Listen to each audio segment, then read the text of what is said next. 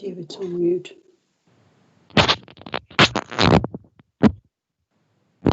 People can just bear with us. We're just trying to confirm that the live stream's begun. Okay. Thank you, Mr. Mayor. I can confirm the live stream has started.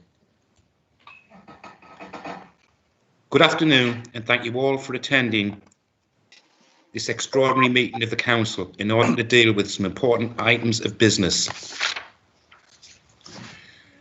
Please note that the meeting is being live streamed on the Council's YouTube channel, and I welcome members of the press and public who may be viewing this remotely.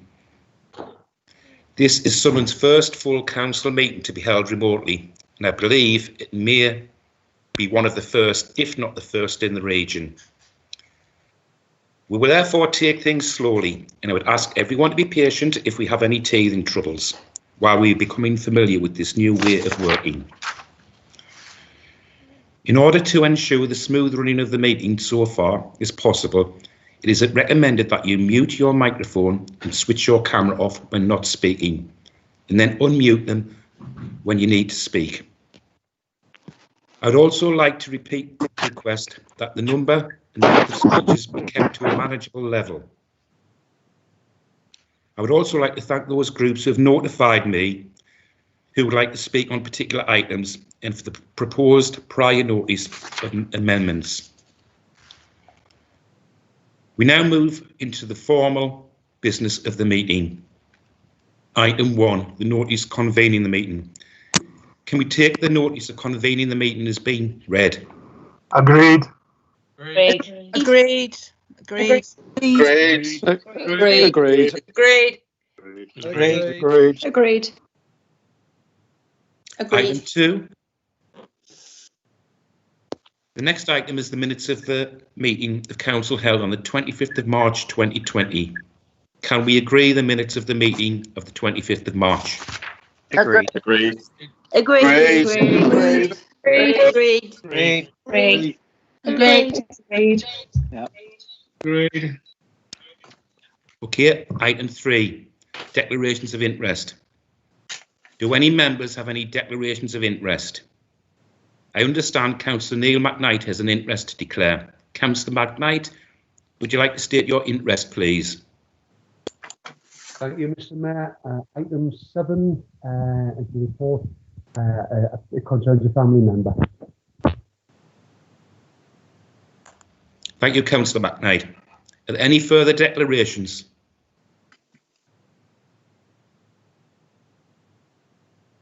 Okay, we'll move on to item 4, announcements.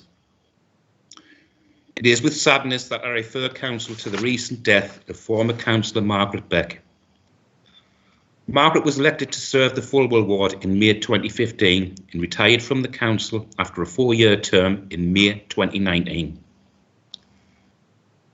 Margaret served on a number of committees during her term of office, which included the Scrutiny Coordinating Committee, the Children, Education and Skills Committee, and the Health and Wellbeing Scrutiny Committee. She was also a member of the Planning and Highways Committee and served on the Local Planning Committee of her ward, the North Development Control Subcommittee, together with the North Sunderland Area Committee. Margaret was a long-standing governor of Seaburn Dean Primary School.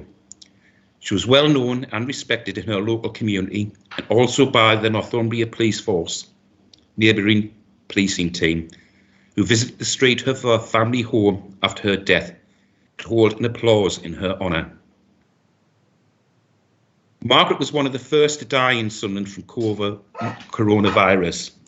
An employee of the Council has also died as a result of COVID-19, as well as several hundred residents of the city, as you know, and all will be greatly missed by their family and friends.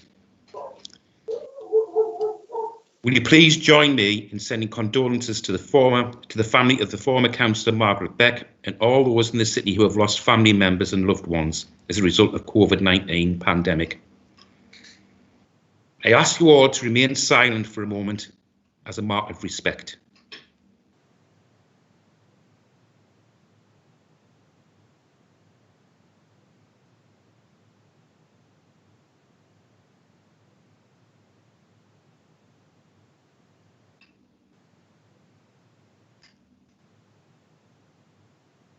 That concludes my announcements.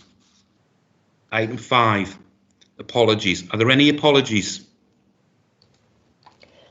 Yes, Mr Mayor, we have apologies from councillors Blackburn, Essel, Howe, Leadbitter, A. Wilson and Alderman Arnott, Forbes, Greenfield and Tate. Thank you, Elaine. Are there any further apologies? If so, would members please indicate using the raised hand facility or switch on the camera if they do not have that facility.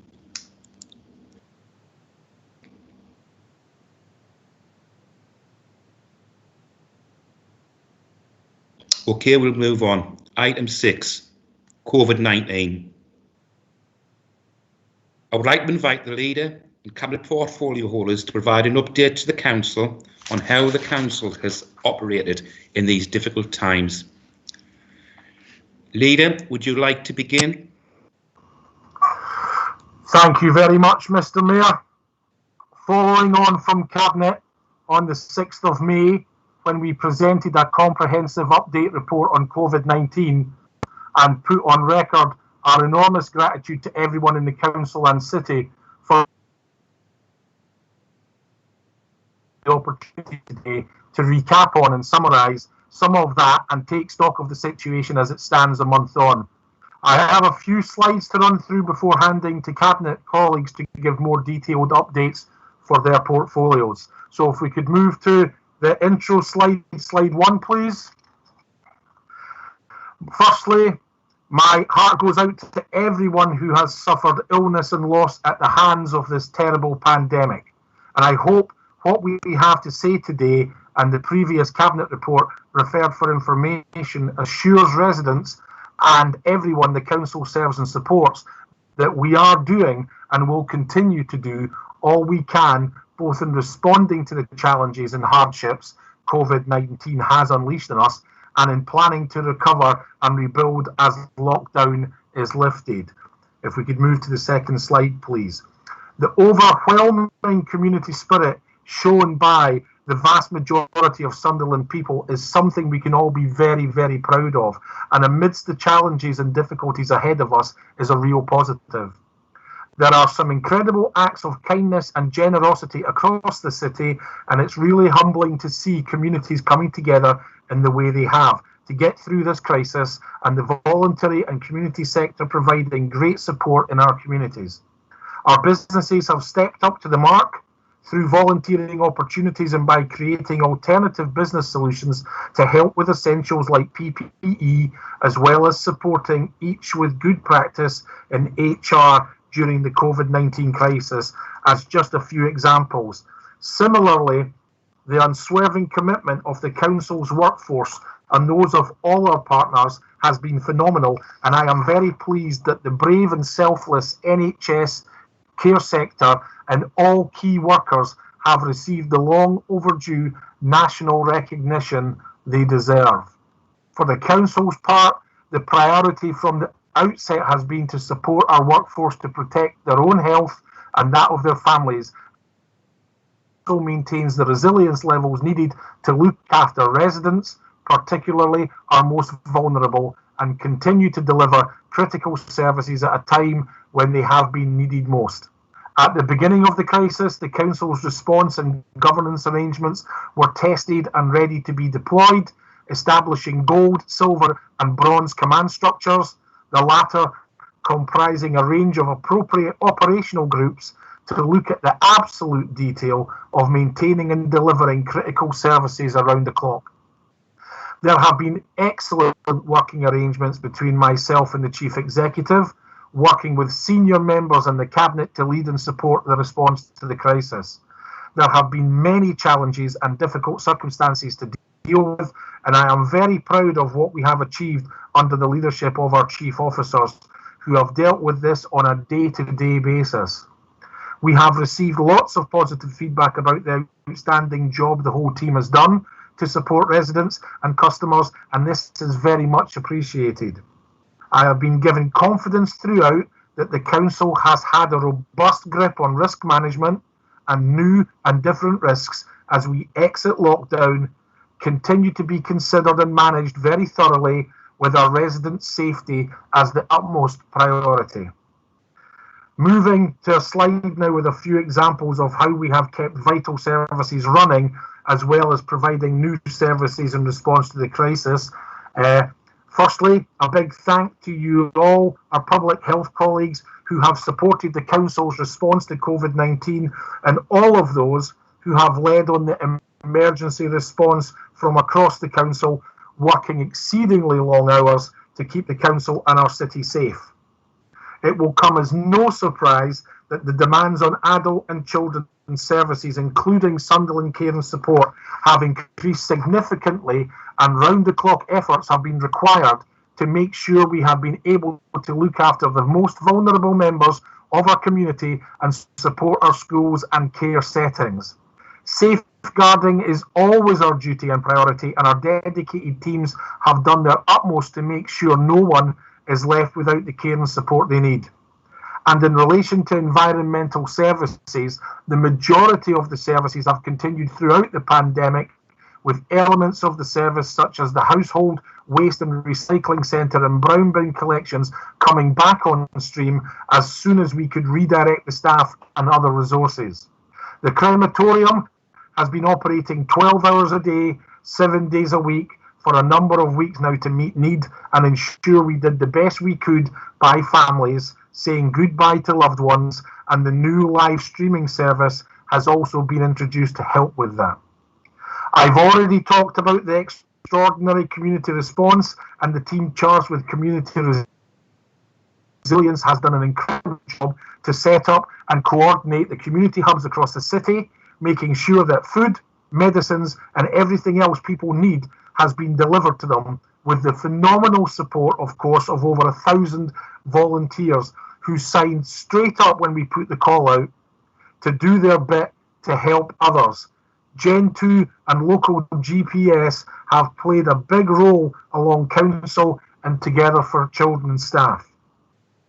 In relation to supporting businesses who are having the toughest time imaginable and for whom the future is very uncertain, again, our teams have worked round the clock to get every bit of advice, information and important emergency funding to them.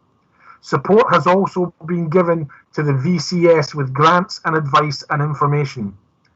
The Cabinet Secretary will go into more detail shortly, but I wanted to recognise these efforts myself in setting up and delivering the grants and everything else, and to say to businesses that we will work tirelessly to help and support you in the recovery phase.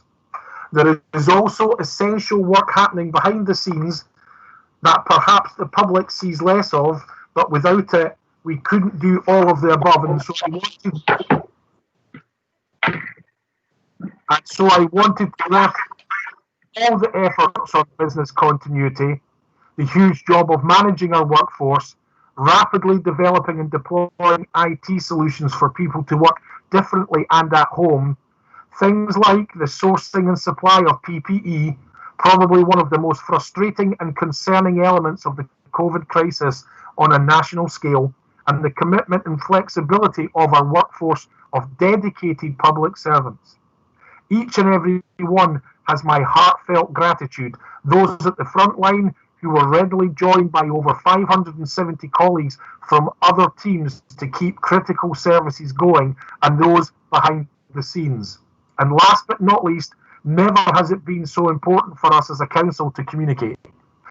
Residents, businesses and customers have relied on us to advise, inform and update, and I think the team have done a fantastic job working with colleagues and specialists right across the council and with partners to make sure those communications are there on public health, on services and on the heartwarming tales and stories that give us all a boost on a daily basis. Colleagues have also played their part on Sunderland's behalf in local resilience forum efforts. The local resilience forum covers Northumberland and Tyne and Wear, and members and officers are also working at the North East Local Enterprise Partnership, or the Local Authority 7 level, which includes Durham, the Association of North East Councils covering all 12 local authorities in the North East region, including Tees Valley, and Government Association. If we could have the next slide, please. Now, turning to impacts, we can be in no doubt that as a council in a city, like all others, we are faced with significant finance and funding challenges both in the immediate and longer term. The gap between the financial support government has provided and the costs we have incurred, added to the income lost over the period, is significant. Based on our current estimates, we will need another £24 million of funding other than the government has already provided. That is an additional 130% on top of what we have already received. The pressures will not end this financial year. The resources that will be needed to support the city's recovery as we come out of lockdown over the next few years will be considerable. As a city with challenges and relatively high levels of deprivation already, the disadvantage gaps will sadly grow. As a direct result of COVID and lockdown, people's mental and physical health will be adversely affected. Employment and income have taken an absolute battering.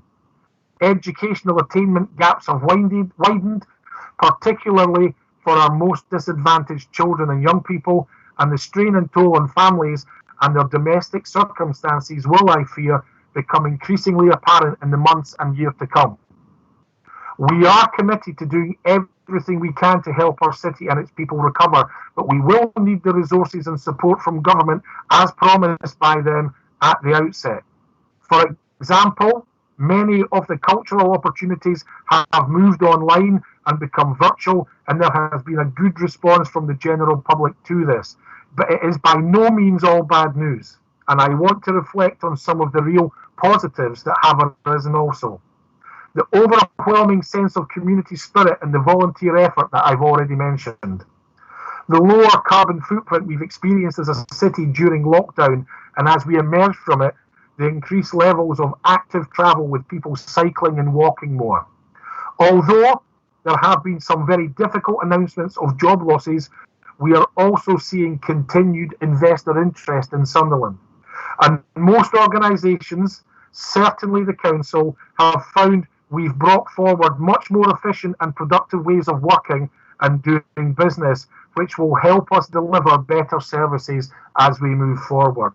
These are all things we are determined to capture and capitalise on, and certainly not just let go in the post-COVID world. And I am very pleased to report... Leader, can I just halt you there? I believe you've had your 10 minutes. Is anybody willing to move an extension? I'll move an extension, Mr. Mayor, for the leader to conclude his remarks. And do we have a second there? I'll second. Mr. Mayor, it might be worthwhile. Can I move an extension for all cabinet members to conclude their remarks, so we don't have to keep coming back every time a member speaks? Is that permissible? I'll second that, Mr. Mayor. Okay, thank you very much, Leader. Will you please continue? No, thank you very much, Mr. Mayor, and thank you for allowing me to finish. And I am very pleased to report that throughout this period of unprecedented uncertainty, just as with Brexit, we are seeing continued investor interest and confidence in the city as a place that can emerge from this in a strongly focused and forward-thinking way. And that is good news for jobs, skills, livelihoods, and the city and its people's health and prosperity. If we could have the next slide, please. So that sets the tone as we move from response into recovery. We don't intend simply to default to the way things were. If we found a better way of doing them and where we need to design and deliver services differently to meet new needs, challenges and levels of demand, we won't hesitate to do that. So the watchwords and key principles are reset and reform, and cooperative and community wealth building values and principles will be embedded in what we do. We will be working within productive and effective partnerships at the city level on resetting the city plan and with other councils and partners across the region to ensure ambitious economic strategies are in place and all opportunities are clearly identified and grasped.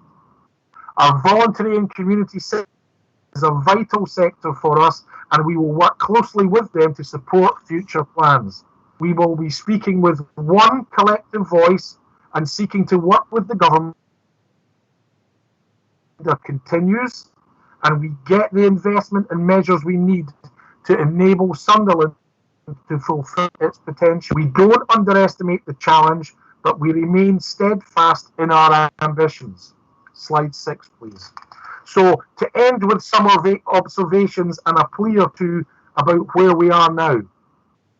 Lockdown is lifting. I know how vitally important for everyone returning to some level of normality is, and I would like nothing better than to see our children back learning and growing in schools, our high streets and city centre shops and businesses open, and friends and family reunited. But we are not out of the woods with COVID-19 yet. The R rate for the North East is still far too high. We don't have a treatment or vaccine, and the infection level is dangerously close to 1 nationally.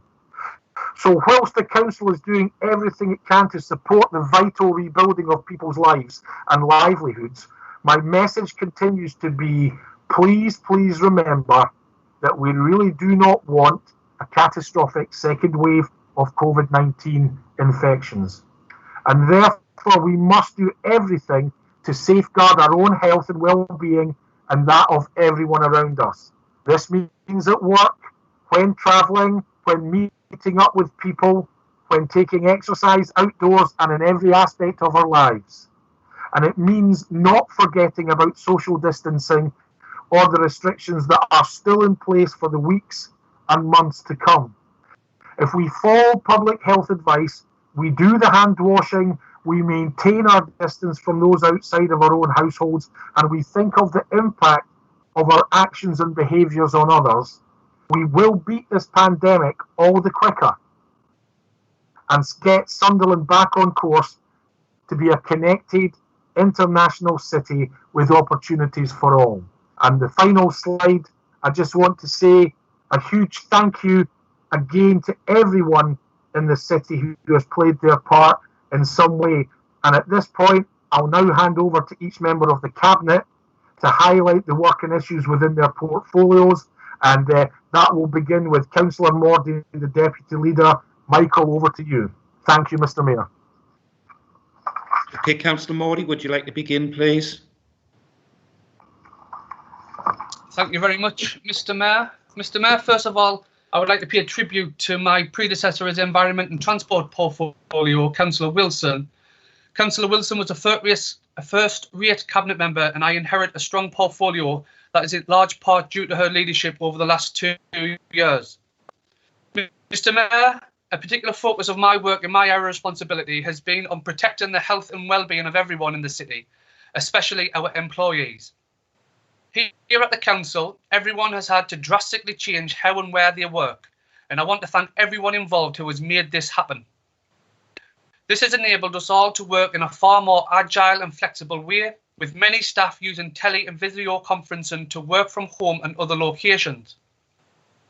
The new ways of working has seen millions of people stay at home, not just across Sunderland or indeed the wider UK, but across the world. This has had a positive impact on the environment and air quality. I'm pleased to report to Council that the work on our carbon reduction agenda for both the City Council and the wider city has been progressing well over recent months. I look forward to sharing that work at a meeting of the 2030 board at the end of July and bringing forward a comprehensive update to full Council at an appropriate time in the future. And I have to say, Mr. Mayor, I personally have welcomed and fully intend to argue that we retain the benefits of the digital solutions for meetings to maximise video conferencing where appropriate in the future, instead of all the travelling which for regional and sub-regional meetings can take a considerable chunk out of the working day. Mr. Mayor, some of our workforce for part of the time have not been able to do their usual jobs. It's a testament to their dedication to public service that they volunteered in their hundreds to retrain and redeploy into critical services and to take on a range of new tasks associated with the crisis. And for that, I would like to put on record my thanks and appreciation to them. Mr. Before COVID-19 hit, Sunderland was very much open for business, and throughout the pandemic we have done all we can to support other employers and businesses in the city. Our services that provide support to local and new businesses have worked tirelessly, as has been mentioned, to provide advice, guidance and support every single day. The Cabinet Secretary will say more about the work to administer the financial support schemes in a moment. Whilst this dreadful pandemic has been and continues to be a health emergency, as we all know, its impacts going forward will be far wider reaching, and the effects on the economy and the country's workforce will be huge. The Prime Minister told us last week that significant job losses will be inevitable, and that's a very sad fact indeed. So for the Council's part, Mr Mayor, we are very keen to understand the Government's plans to mitigate these catastrophic effects for many individuals and families, and how we and local government as a sector can inform that process so we can get the best outcomes in our localities. The best way to get Britain back up and running post-COVID is for local government and local communities to be at the heart of the recovery plans.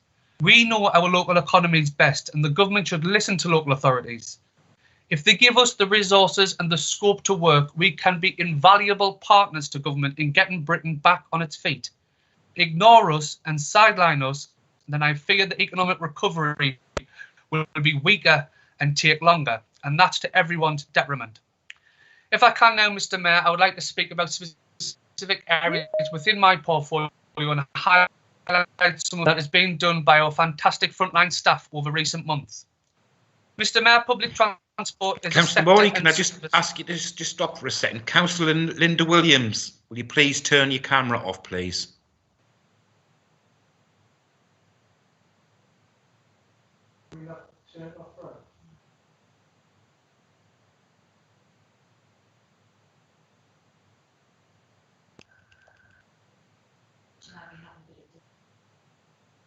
Are you having difficulty, Councillor Williams? Okay. Councillor Morley, would you like to carry on, please? I will do. Mr Mayor, the public transport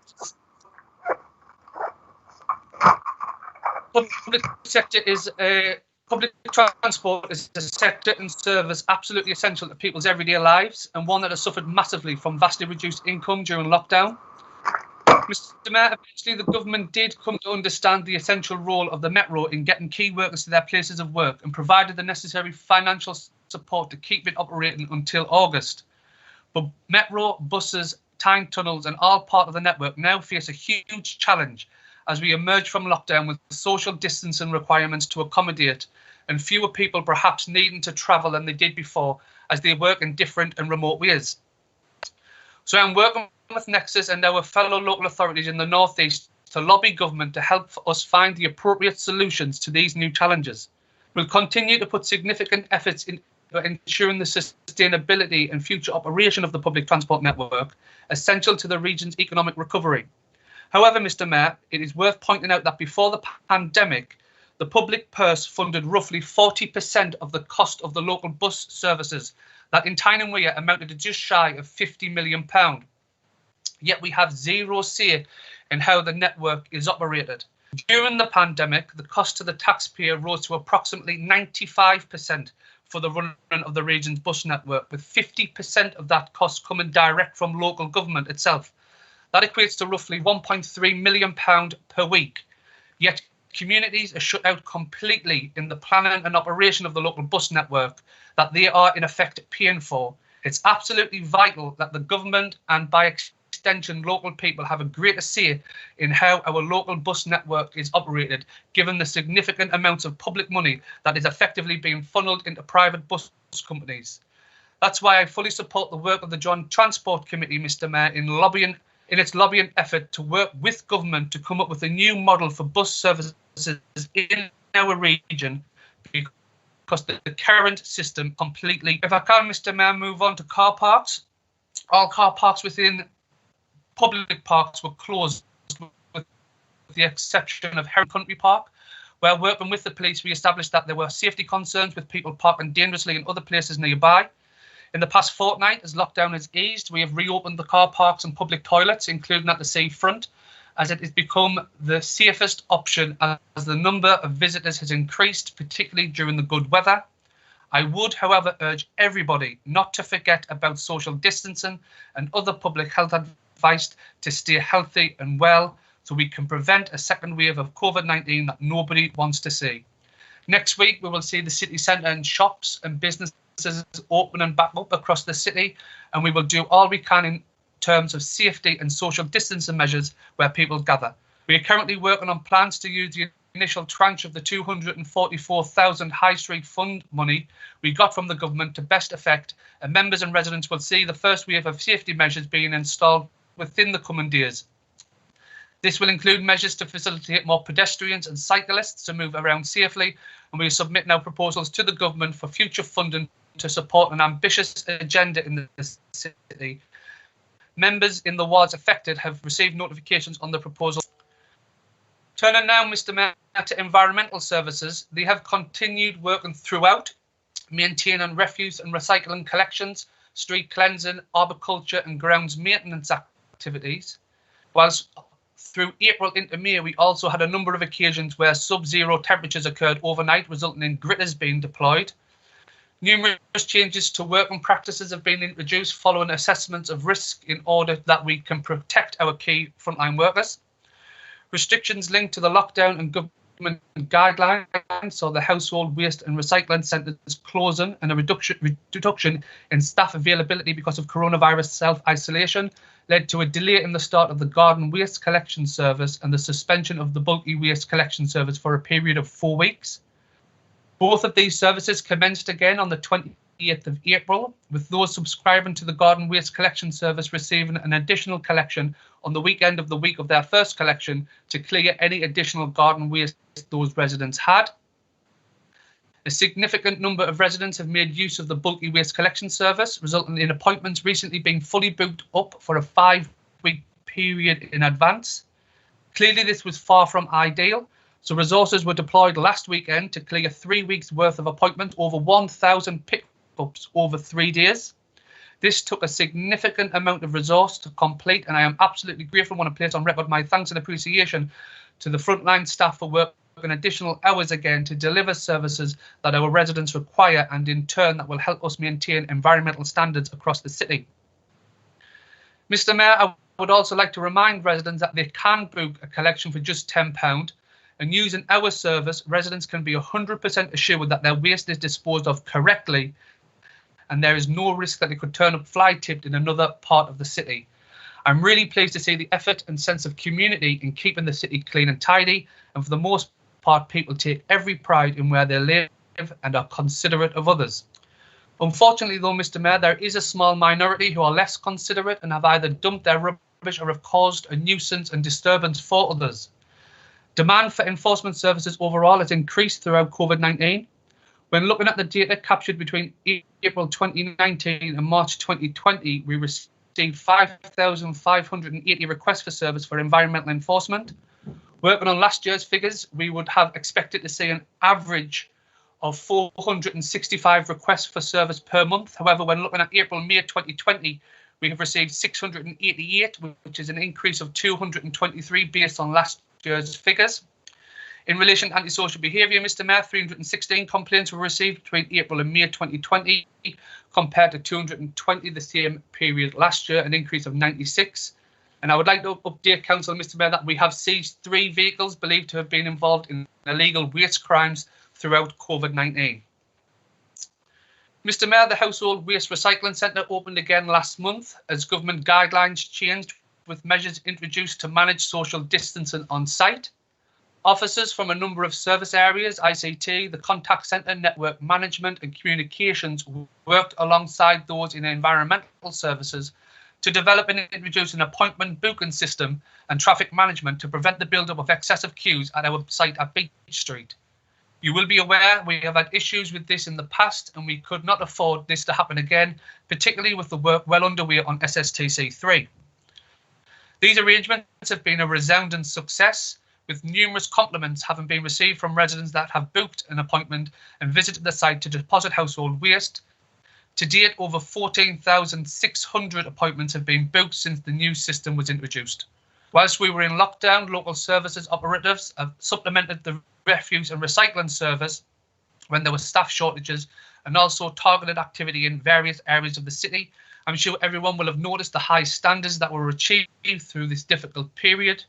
Members will recall, Mr. Mayor, we had significantly windy spell of weather just over 2 weeks ago. This resulted in a number of trees being damaged throughout the weekend. Our arboriculture team worked around the clock in dealing with these and responded to 34 call-outs to make things safe and remove fallen trees. Mr Mayor, fixed play facilities remain closed in accordance with government guidelines, as are sports facilities. The situation remains under review, and when it is both permissible and considered safe to do so, we will look to allow access and use of these facilities again. Mr Mayor, building services activity which supports council's properties, TFC, Sunderland Care and Support and schools have all been impacted by a downturn in activity due to building closures and client workloads and inquiries reducing. Statutory testing works, however, have carried on throughout the period.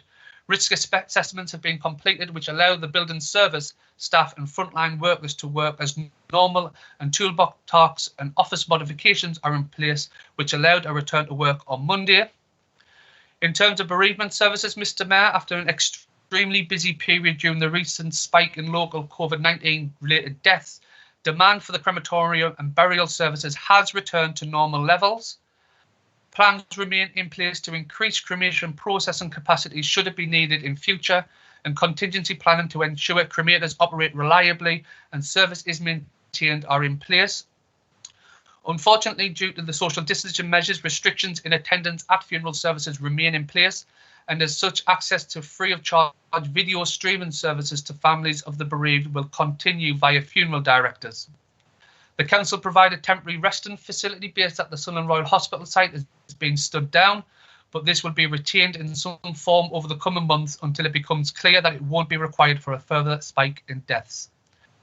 Mr Mayor, the heavy goods vehicle workshop at South Hilton House and the horticultural workshop at Parsons has worked continuously throughout the pandemic, supporting frontline waste, recycling and grounds maintenance teams. The small teams were protected from depletion due to the spread of COVID-19 infection by splitting teams into 2 early morning and late afternoon shifts, and the fleet office working at home with a minimum office cover on a rota system. Workshop fitters must work together due to the heavy nature of the work, and their risk assessments therefore requires them to work in small teams, often wearing PPE to reduce the spread of the virus. School meals are being prepared at each open primary school with a reduced size team at each school kitchen to ensure social distancing between the staff and children can be maintained. The COVID-19 risk assessments have been developed in conjunction with TFC and each primary school head teacher. Meals comprise a cold offer with some additional hot items to make serving and delivery to children in the limited space available possible. This approach means there will be spare staff to cover any future losses caused by future illness and to support school cleaning, as there is demand from some heads to have additional cleaning to supplement normal contracted hours. Turning specifically to cleaning services, Mr Mayor, a significant proportion of cleaning staff have been affected, requiring self-isolation as vulnerable employees or those caring for vulnerable family members. Cleaning rotas and staff attendance have been operated flexibly to ensure to date customers do have cleaning services provided. Signs are shown of staff returning to work and few have reported sick due to COVID-19 symptoms. So far, this additional demand is being met through cleaning staff being augmented with staff from the school meal service. The residual waste, MRF, recycling and garden waste composting facilities are operating without concern to date, and the household waste recycling sites are looking to increase scope and quantity of use over the next few weeks. If I can now, Mr Mayor, turn to environmental health. The environmental health team have been exceptionally busy during the COVID-19 outbreak, continuing as required by statute with business as usual, but additionally responding to the significant demands imposed by the enforcement of the new wide-ranging legislation ensuring the lockdown and COVID-19 secure workplaces. Whilst the operation of food premises in the main has been restricted and all planned food hygiene inspections have been suspended nationally, environmental health officers have undertaken a significant new role supporting and advising over 645 businesses across the city where changes to their normal provision, adopting a more COVID-19 secure model such as takeaway and delivery operations, have required additional specialist support and guidance. As the regulator of health and safety in offices, shops, pubs and restaurants, environmental health officers have more recently been responding to high levels of requests from businesses seeking advice to prepare for opening as COVID-19 secure premises in the new socially distanced normal. This will be continuing role as businesses settle into their new responsibilities. Turning to trade and standards, Mr. Mayor, trade and standards officers have been busy responding to 569 requests from members of the public who have had concerns that businesses were not adhering to the lockdown closure restrictions, and also where allegations of inadequate social distancing were reported in those premises permitted to remain open. Officers have undertaken 499 advisory visits and 105 enforcement monitoring visits during the lockdown, resulting in the service of 2 prohibition notices, but reassuringly ensuring high levels of compliance across the city. With regard to the private rented housing sector enforcement, Mr. Mayor, whilst residents have been asked to stay at home, it has been more important than ever to ensure their homes are safe and the environment in which they live is healthy. Environmental health officers have continued to react to increased demands for service, with 2,107 requests relating to reports of poor housing conditions and neighbourhood concerns being received over this time. Officers have continued to investigate throughout the lockdown to keep residents safe, using innovative video and photographic techniques, visiting properties where there were significant tenant safety issues and where no other option were available to resolve them. A total of 72 legal notices have been served to remedy various issues, including unsafe electrics, no heating or hot water, smoke and noise nuisances, unsafe open properties, rotten waste and rat infestations during the outbreak. Wherever formal action has been necessary during the outbreak, consideration has always been given to the clear difficulties encountered undertaking remedial work during the outbreak, but this has not meant that residents need to suffer unnecessarily. Officers have been carefully balanced the needs of tenants and legal compliance with what is a reasonable and responsible response to secure, safe and healthy homes. The environmental health and trade and standards teams have shown great resilience during this crisis, using innovation through technology and new processes, learning quickly new roles, adapting to what is now the new regulatory normal to make a difference to many of the lives of the residents in the city. Mr. Mayor, licensing officers too have innovated through their outbreak in a response to keep the statutory service operating, acknowledging that whilst many licensed premises were closed, our city's taxi trade continued to work. Officers provided additional guidance to the trade on how they could protect themselves whilst continuing to work, and how the council was able to support them to renew their licenses seamlessly. Despite the lack of support and documentation being available in the short term, now as the lockdown eases, licensing demands have increased significantly as premises review their offer, considering alternative operating models such as extended outdoor areas, takeaways, new types of activity and locations, resulting in an influx of legal queries, processes and consultations. Work to improve the service has continued despite the lockdown, and trials are about to be carried out with the trade to test online safeguarding and knowledge training, digital applications and streamlined reporting tools. New committee structures, member training and remote hearings have been set up and are in place for the foreseeable future to allow the council's statutory role to continue unimpeded by our inability to meet face-to-face. The hard work, ingenuity and dedication of the licensing team should be noted in this regard, and I would like to thank them for their often unseen work they undertake, which will ensure the vibrancy of the city bounces back as we take our first tentative steps forward out of lockdown. Mr. Mayor, the final part of my portfolio I want to touch on is communications. Communications has been a really important part of responding to the coronavirus, and we've done our utmost to advise and guide residents. We've distributed a weekly residents e-newsletter, and there's a dedicated coronavirus webpage on the council's website. We're using social media channels to constantly push messages and information out, and I would echo the leader's message for people to please take the advice and information on board to protect your own health, your loved ones and everyone around you as we begin to return to a bit of normality. I would like to add my thanks and appreciation to the comms team for all their hard work over recent weeks. Mr. Mayor, I hope what I've said has shown that just some of the fantastic work of our fantastic, amazing frontline staff.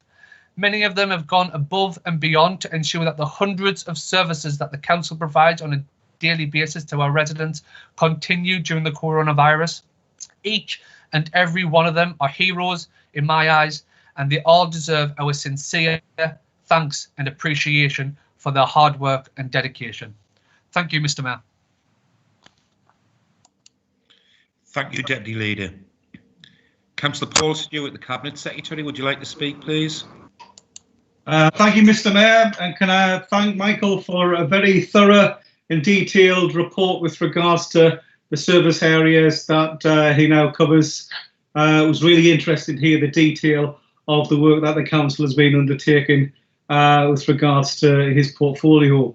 Within my portfolio, I have the overview of corporate and financial services, and there's been a huge amount of work to do for colleagues in these teams. I've been particularly proud of the work undertaken by our ICT services, which have ensured many of our staff and elected members have the right technology and systems to work in more agile ways. Indeed, ICT colleagues have ensured that this meeting today can take place from a technical perspective. They have worked closely with our legal and democratic teams to make sure it can run as smoothly as possible. As well as having held several cabinet and committee meetings, we are one of the first councils regionally to hold a full council meeting remotely. As the Deputy Leader has said, the effects of the crisis on the economy and on businesses is profound, and we have done our utmost to support them through the lockdown with a range of measures. Staff have worked tirelessly, many 7 days a week, to pay out government grants to local businesses. The most recent figures provided today showing 3,745 of them have benefited from two cash grant schemes focused on small businesses and businesses in the retail, hospitality and leisure sectors, to the tune of around £42.5 million. Work is still continuing by the team to support all those businesses who are eligible. We have also published the guidance for the discretionary fund, which has been set up by government to try and pick up those businesses and charities which do not meet the original criteria.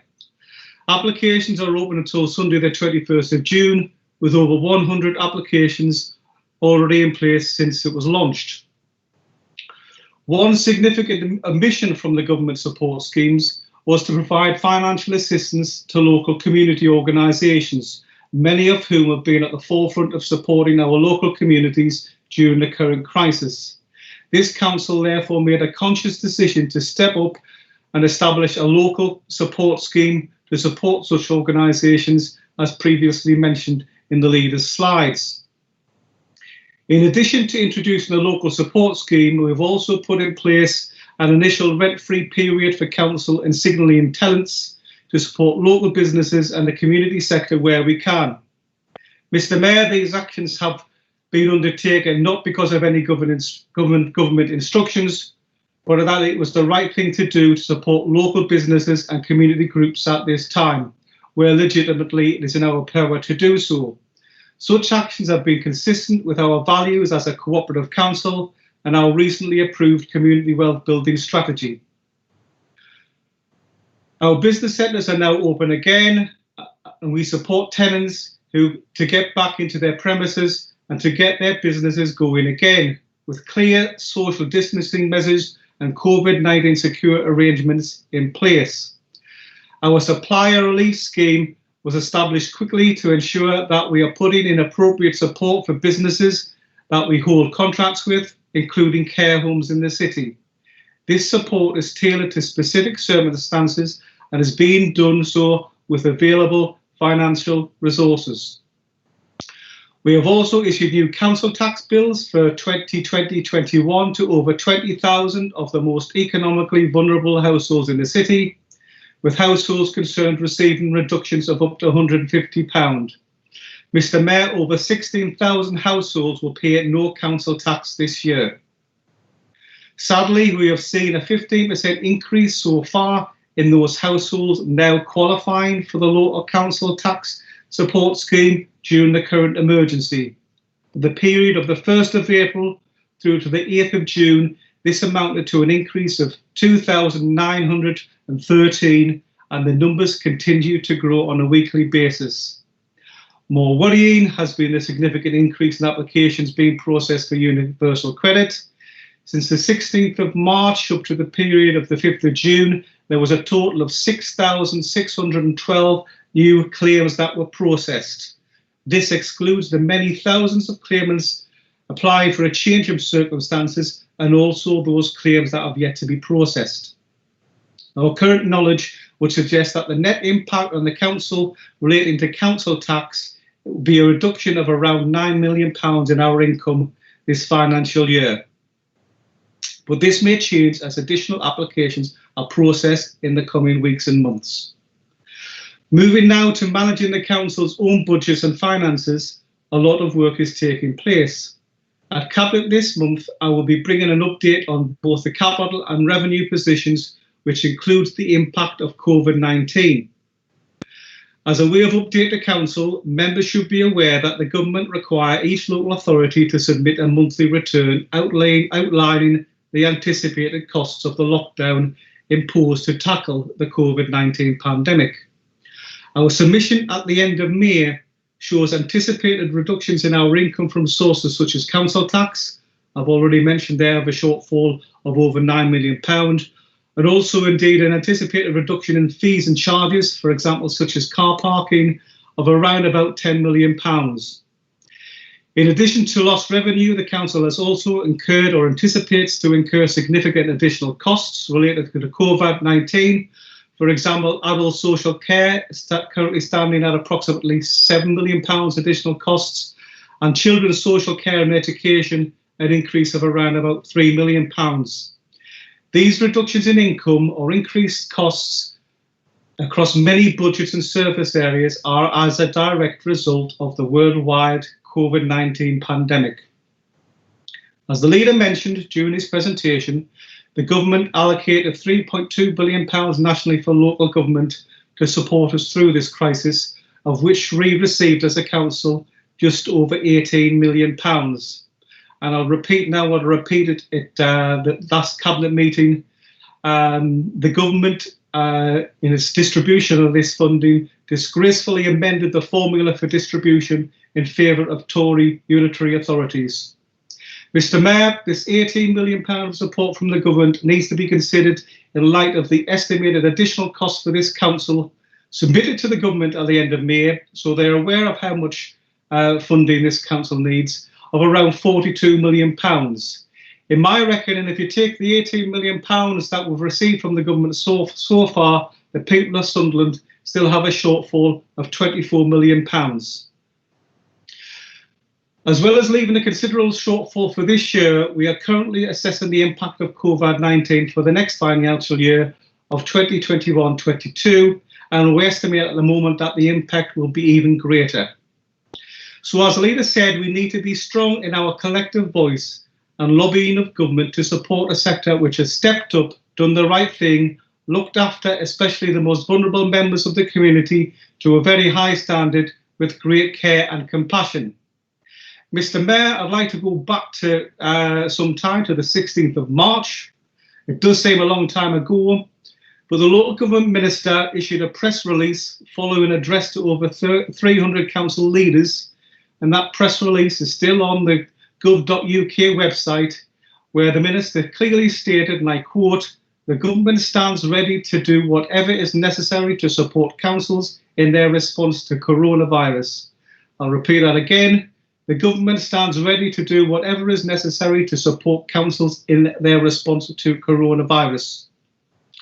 On the 17th of March, the day after, the Prime Minister at a daily press conference, as we prepared for the lockdown, was also clear in his pledge to the British people when he stated, "We must act like any wartime government and do whatever it takes to support our economy.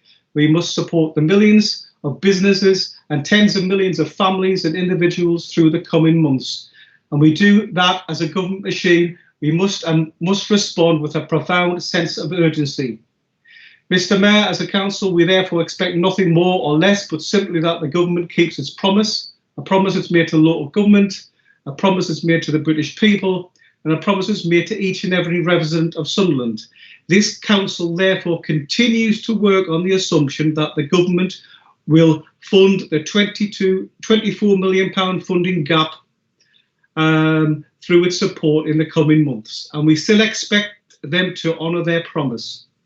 Mr Mayor, I'll conclude by saying that moving forward, this council will continue to work in collaboration with others in the city and ensure that local people and local businesses are supported in maximising community wealth across the city. As a cooperative council, Mr Mayor, the people of Sunderland will expect nothing less from us. Thank you, and can I now hand over to Councillor Louise Farthing. Thank you, Cabinet Secretary. Councillor Louise Farthing, would you like to speak now as Cabinet Portfolio Holder for Children and Learning Skills? Thank you, Mr Mayor. I wish to start my speech by paying tribute to everyone in the city who has continued to provide dedicated support to our children and young people and their families. Particularly, I give enormous thanks to the foster and kinship carers who have kept our most vulnerable children close and safe. The past 3 months have seen unprecedented changes to school and home life for everyone. Staff of Together for Children, alongside key partners, have worked tirelessly to ensure the most vulnerable children and young people are being looked after and that no family has been left without the support they need. Working with the police and NHS services, the Safeguarding Front Door has operated throughout the pandemic and ensured that children and families experiencing domestic abuse have had a rapid and effective response. Jointly with schools, they have set up welfare checks for children and risk assess those known to service to ensure they continue to get a high level of support. Home visits have continued throughout, and where that hasn't been advised, technology is being used to keep in touch with children and carers. Child protection meetings have continued to take place via technology too. TFC is continuing to deliver high quality safeguarding practice at a time of heightened need, and this remains our absolute priority. A whole range of resources have been provided to families, including food parcels, food vouchers and Sport England activity packs. I am particularly pleased that the distribution of the home technology kit funded by the DFE for Year 10 and vulnerable pupils has commenced. This will see more children connected online at no cost to their family. Social workers have delivered food that has been donated by a charitable partner to care leavers, many of whom have no other source of support, practical or emotional. All of this support has been incredibly well received by our families. Since late March, Derwent Hill has been closed and will be closed until the end of August. Whilst closed, the Education Advisory Service has continued providing advice to schools regarding future trips within the UK and abroad. Building maintenance work with the appropriate social distancing measures in place has recently commenced at the facility in preparation for its planned opening later this year. The Derwent Hill team, albeit based in Cumbria, are supporting those Sunderland residents on the shielded list with phone calls. Moving on to the issue of shielding, our most vulnerable have also been supported by TFC staff from the Early Help Service, who have also been part of the workforce contacting vulnerable residents and offering support. There has also been excellent engagement with our Parent Carer Forum, who speak for our parents of children with disabilities and additional needs. Many of our children with special educational needs and disabilities have remained at home throughout the lockdown because of the risks COVID presents to them. Caring for them whilst not at school has placed families under enormous pressure, and I thank and praise all parents and carers for their resilience. Sadly, as the Cabinet Secretary said, we are seeing that the most disadvantaged individuals and communities are particularly adversely affected, both directly and indirectly, by COVID-19. And as the leader said, the ongoing difficulties young people and their families will face will become increasingly apparent to us in the coming months and years. The face-to-face teaching and learning missed by children and students is a real concern, and as part of our recovery planning, we will work with schools, colleges, universities and all organisations concerned to do whatever we can to support the process of catching up. I am determined that we will have a local plan in the absence of strategic leadership from Boris and his Tory government. We are supporting Sunderland College with its strategic capital bid to the DFE to create a digital tech and innovation centre for the Bede campus. Sunderland College is leading the way in virtual and immersive training. Across the city, we have been able to accommodate the need for the children of key workers to attend a local school alongside the most vulnerable children. We are in the middle of the process of schools opening further to reception years 1, 6, 10 and 12 pupils, with each school taking a risk reduction approach based on their local knowledge of their own school building, staff and local community. It's an enormous challenge for our schools, a huge amount of work being led by each head teacher and governing body, supported by Together for Children and the Council, is going into making the right changes for as long as they are needed. Ultimately, it is the decision of parents and carers whether to return their children to school, if the schools can take them, before the summer holidays. And I fully understand the reasons why parents may choose not to. It's a difficult decision. There are also impacts on employment and skills. As the leader and deputy leader said, the impact on business and on jobs is going to be enormous. And so again, a big part of our recovery planning will be about how to tackle these challenges and grasp any opportunities for government support and investment. As far as we can, we have continued to profile opportunities to young people and have moved resources and a directory of training and apprenticeship opportunities online to reach as many young people as possible. Thank you, Mr. Mayor. Thank you, Councillor Farley. Just before we go on, Councillor Stephen O'Brien, I noticed you've got your hand raised. Are you indicating that you want to ask a question towards the end? Yes, Mr. Mayor. At the end. Right, we'll make a note of your name, Councillor O'Brien. Okay, thank you. I will be asking if anybody wishes to speak once you've heard all the reports. Can we now move on to Councillor Dr. Geoffrey Walker, Cabinet Portfolio Holder for Health the City. Thank you very much, Mr. Mayor. We have all witnessed a truly remarkable and rapid response from public sector organisations and local communities to the COVID-19 pandemic. Our health and care systems have worked together with tenacity, pace, imagination and creativity since the onset of the COVID-19 pandemic. Clap for carers and frontline workers has now stopped. People will never forget the sacrifices made since the middle of March 2020.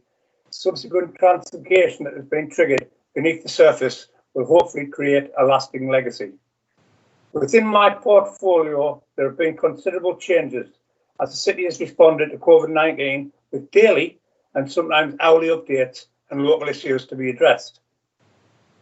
There is still ongoing with the current rollout of the National Test and Trace Service, the impacts of lockdown easing and practically dealing with social distancing, health messaging, as well as the long-term effects of the crisis and the impact of increasing health inequalities.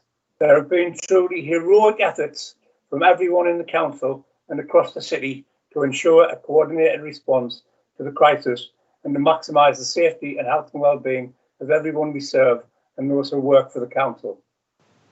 In particular, I would like to pay tribute to the frontline workers in social care and health and tireless effort they continue to put in. The history of strong partnership working between the independent sector and the council has been central to having a robust response to the virus.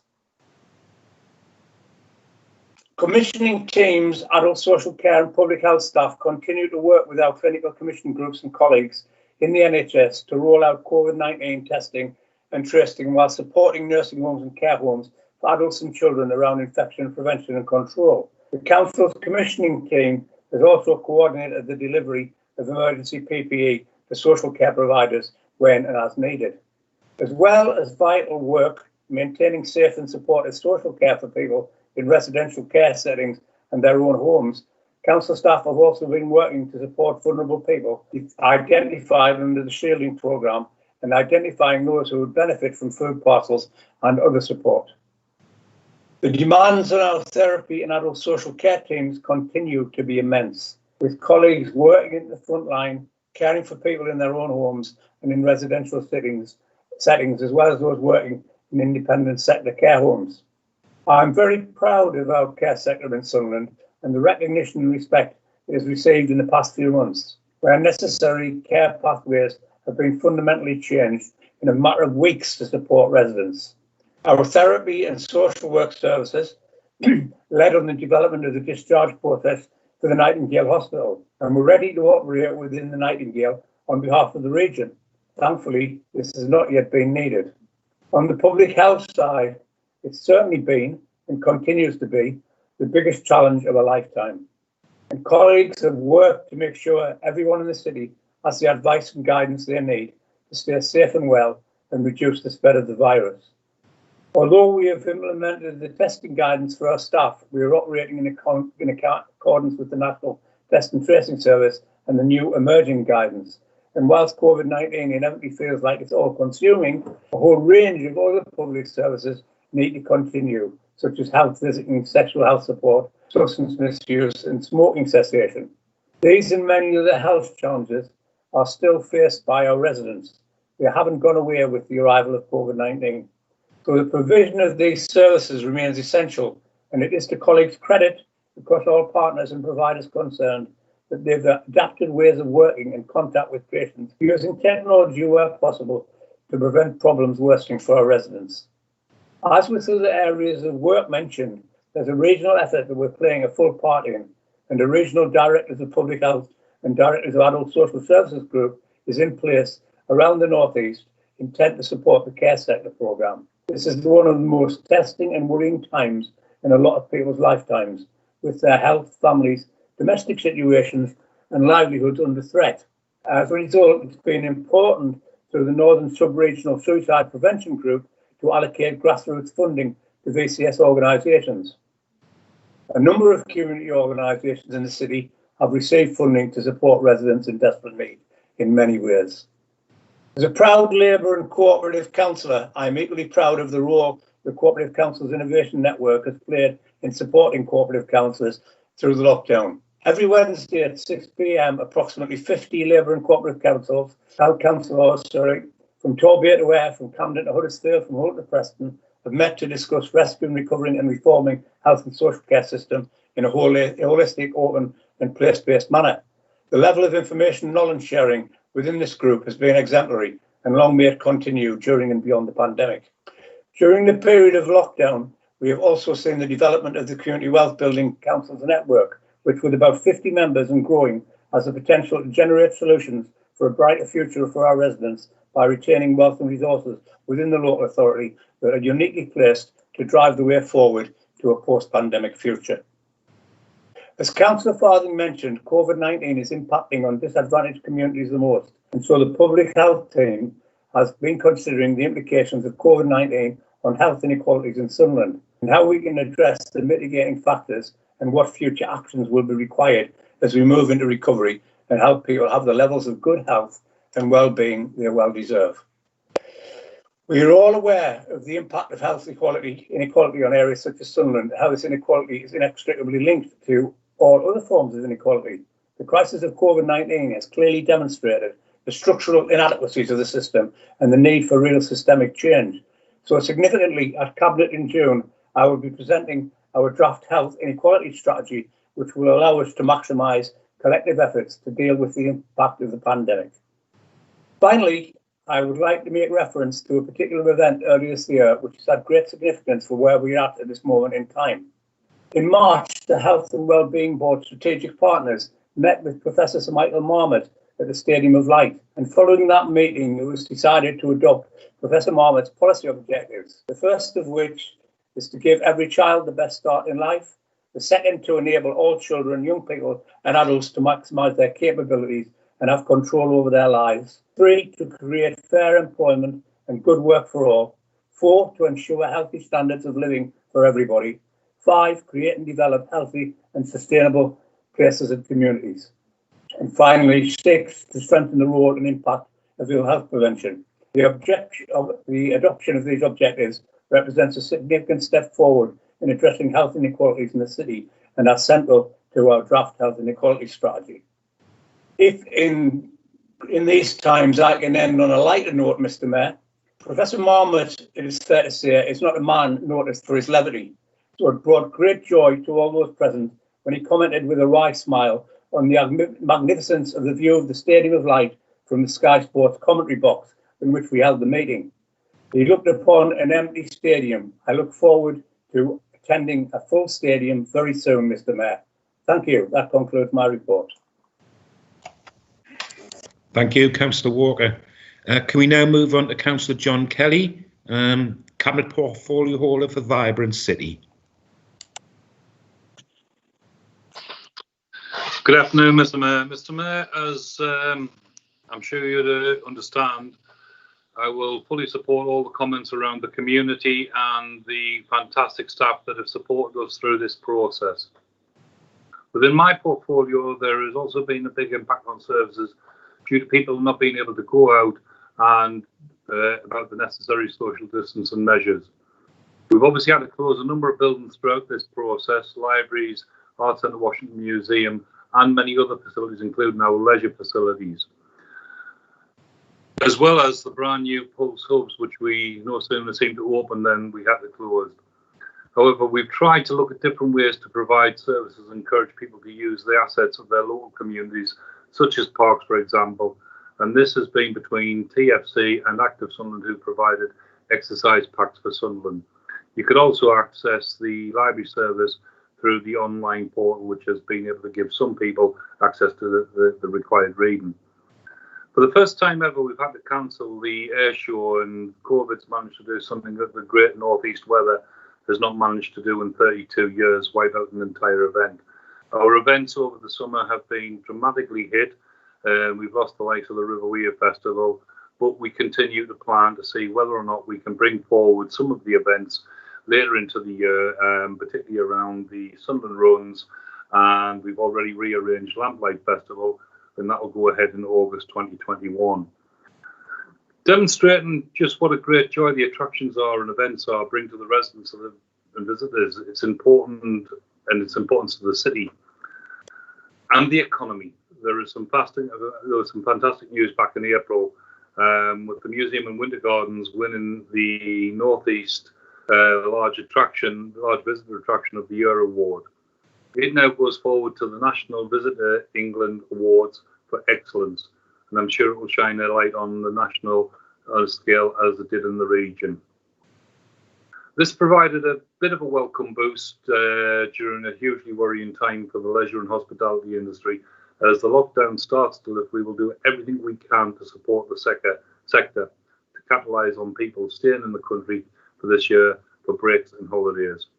I agree with the leader that the current infection rate remains very high and almost at 1, and it's worrying. And whilst I would like nothing better to see packed parks and beaches, I would implore everyone to think about their health first. Observe the social distance and the restrictions and how many people we can meet up with. And let's all play our part in preventing the second wave. Mr. Mayor, taking in part social and physical activity, it's vitally important to people and to people's health and well-being, both mentally and physically. We know that, so Active Sunderland team have been working hard to provide guidance, tips for activities for people to do at home, and we're now beginning to see the sport and governing bodies encourage clubs to reintroduce socially distanced training for up to 6 people. It's not the same as a full team competitive sport, and those that have taken place indoor may still be some way off, but it's a start and a way forward for people to become active again in exercise and social interaction at the same time. Mr. Mayor, it's been a difficult time for sports, it's been a difficult time for our leisure provider. They've done everything that they could do in order to keep people safe, as has been the first priority of this council. And they continue to look at ways that we can bring activity back, and they've encouraged people out onto walking, bicycles and running. There's a definite sign that we intend to be active travellers beyond lockdown, and cycling and walking certainly taking a precedence. And even when the lockdown starts to loosen a little bit, people weren't necessarily jumping back into their cars. They were physically going out and walking and jogging or cycling to work. And that's a great thing to see. In relation to the neighbourhood and communities, the leader has already mentioned the phenomenal efforts set up to operate the community hubs. I have to praise these community hubs that were set up at very short notice and have done an absolutely outstanding job, as has the voluntary and community sector in the city, to help us through this pandemic. Ensuring that the most vulnerable members of the community who are shielded and receive all the support they need. Weekly updates of key statistics have been shared with elected members. These have been very well received, and it's in a nice, straightforward comms package which makes it easy to follow, and we've had requests that this continues going forward. The response for the call for volunteers was absolutely overwhelming. This is typical of the kind and generous, community-minded people of Sunderland. We have retained most of our volunteers and expect to find new opportunities for them as we transition from our current response. Shop and pharmacy supplies have been delivered, dogs have been walked, and regular checks and family calls have been made to make sure that those isolating have contact from the outside world and they're not on their own. Firm friendships have been forged between people who had never met prior to this, and I'm sure they'll continue beyond COVID-19. I do have to take an opportunity, Mr. Mayor, to thank excuse me, those members of staff who, when they have had spare capacity, have gone out knocking on doors where we've been unable to get a hold of somebody on the telephone and physically check that they are okay. Whilst the events team aren't organising events, they have been redeployed, as has highways operatives, and they've all done an absolutely outstanding job for this city, and each and every one of them has just put their head down and got on with it. So really impressed with them, really grateful for everything they have done. Mr. Mayor, I'm acutely aware that our priorities have been supporting the clinically vulnerable residents, as well as those with other vulnerabilities. We are preparing to support residents who may become more vulnerable, particularly financially, as lockdown eases further, and the potential to return to work or remain support through the furlong scheme does not materialise. As part of this, we've continued to progress with a range of measures which we planned prior to COVID-19, including the local credit union and fuel poverty initiatives, and through our more approached embedding welfare checks and processing around people accessing crisis support and identifying underlying issues. As Cabinet are aware, we should by now be making significant progress with our neighbourhood plans. I have to thank the area committees for their fantastic work throughout this process, and I think again, as everybody else was, the COVID outbreak couldn't have come at a worse time. Through the review, we anticipate that most of our priorities remain relevant. However, we are currently carrying out a short update with residents to ensure that if there are any changes required, we consider these. The neighbourhood delivery plans were discussed in June and July area committees. Will be discussed in June and July area committees. There have been a number of opportunities for local organisations to put projects on the crowdfund Sunderland platform, as well as support food bank schemes which we have launched. I'd personally like to thank members and staff who have pledged their support for this particular project, our partners from Sunderland Clinical Commissioning Group who support some many worthwhile projects during the pandemic has proved of value to our Crowdfund Sunderland platform. Mr. Mayor, the Crowdfund Sunderland platform has brought people in from public health, the public and the City Council and our Clinical Commissioning Group to really give a fresh impetus to some of the bids on there. And if people haven't seen it, I would actively encourage them to go and have a look on Crowdfund Sunderland. It's an absolutely fantastic venue and there's some fantastic projects working their way through. The community and voluntary sector have been absolutely outstanding throughout this crisis. They're at a grassroots level and their communities have a real need for them. I look forward to building on these rock solid foundations and creating something really special to support communities going forward. To strengthen the sector, we've launched the local support scheme, which launched on the 1st of June. This was designed for those organisations that had not received funding in any other area, that we may make them a small grant in order to keep them sustainable so that they're there once this COVID pandemic eases off. The first payments will be made to applicants sometime this week, and we've had over 170 applications in just over a week and 2 days. Officers are also talking to the sector to ascertain their needs to ensure we are in the strongest position possible to move forward. Mr. Mayor, it has been an absolutely outstanding effort by everybody, and we've seen I'm sure all councillors have seen this as well, on a personal level, individual members within their community stepping up to the mark. I've certainly been made aware of a number of individuals who have gone out of their way to ensure that their vulnerable residents in their street are looked after and taken care of. And I have to say a big thank you to the people of Sunderland.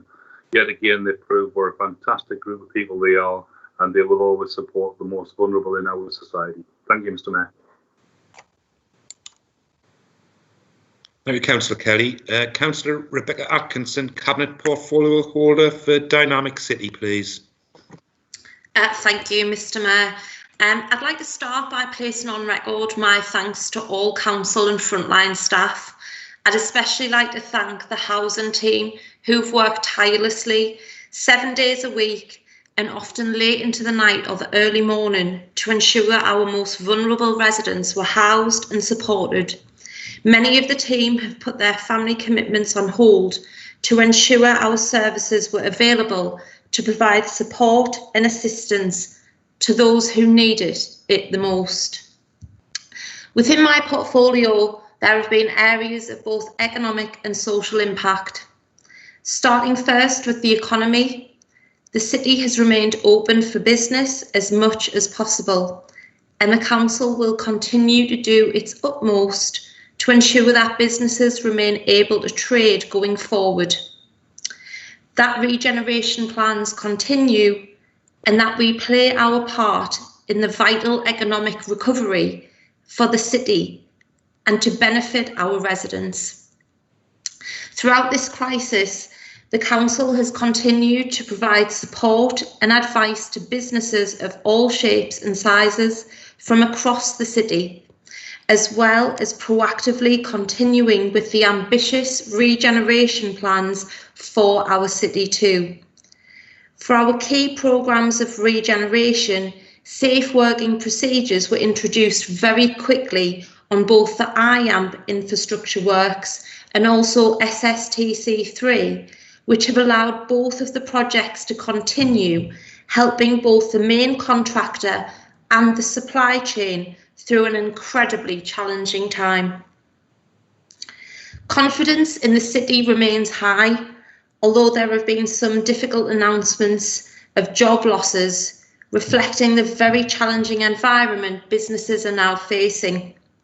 It is vital that we work as hard as we can to safeguard current jobs as much as possible, as well as encouraging the development of new businesses and job opportunities for our residents.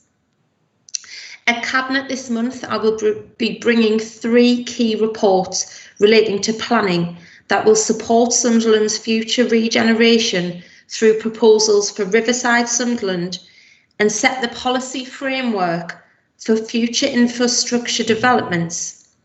This includes updating our statement of community involvement, which ensures our residents can actively engage in the planning process. Housing is a key priority for us, and as a city, we will see the continuation of housing developments such as those at Seaburn, Usworth College and Chapel Garth, and we are continuing to progress applications and development strategies for New Ashbrook, Washington Meadows and Northern Spire Park.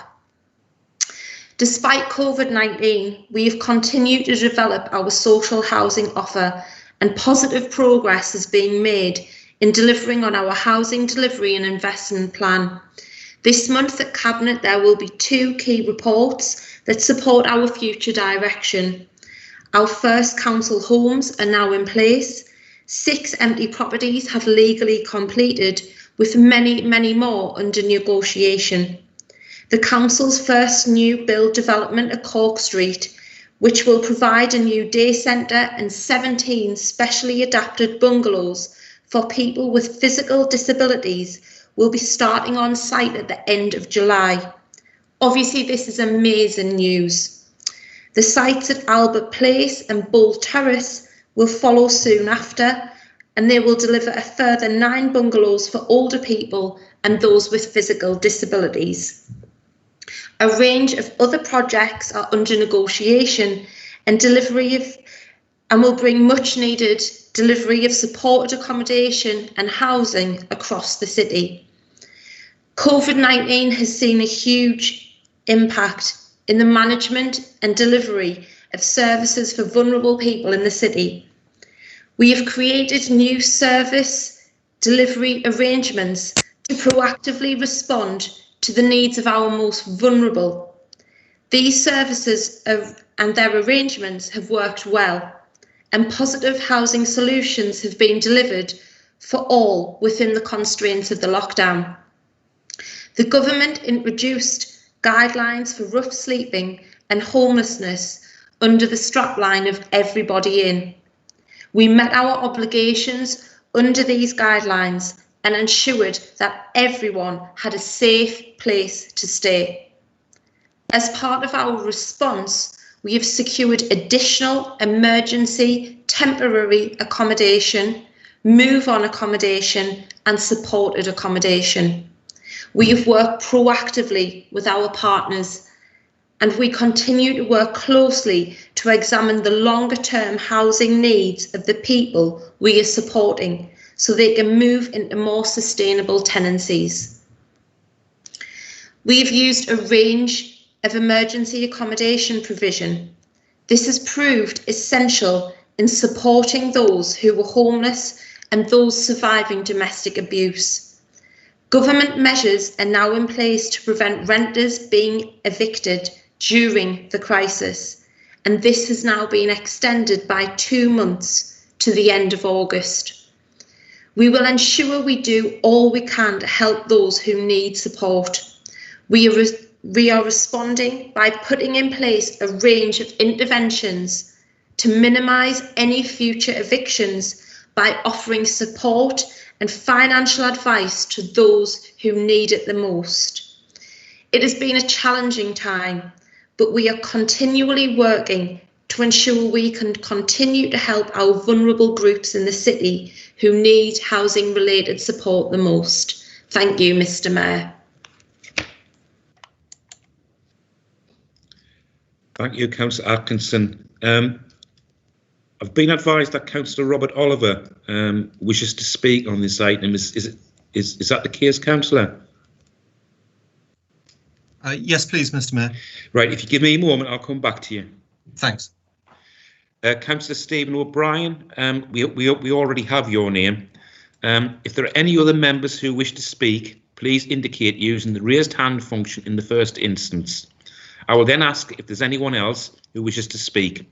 So any members who do not have the raised hand facility can switch on their camera and mic and indicate accordingly. So firstly, can any members who wish to speak indicate via the raised hand function?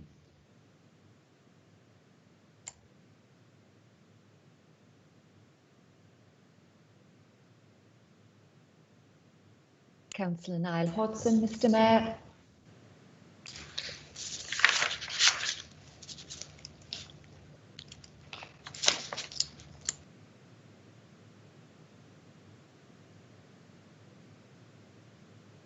That's the only raised hand, Mr. Mayor. Is there anyone else who hasn't been able to use the raised hand function and wishes to speak? If so, will you switch your camera and mic on and indicate accordingly?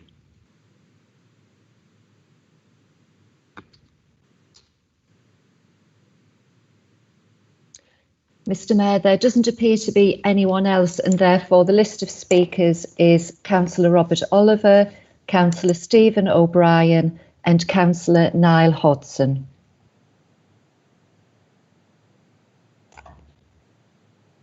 Thank you, Elaine. Councillor Robert Oliver, would you like to speak, please?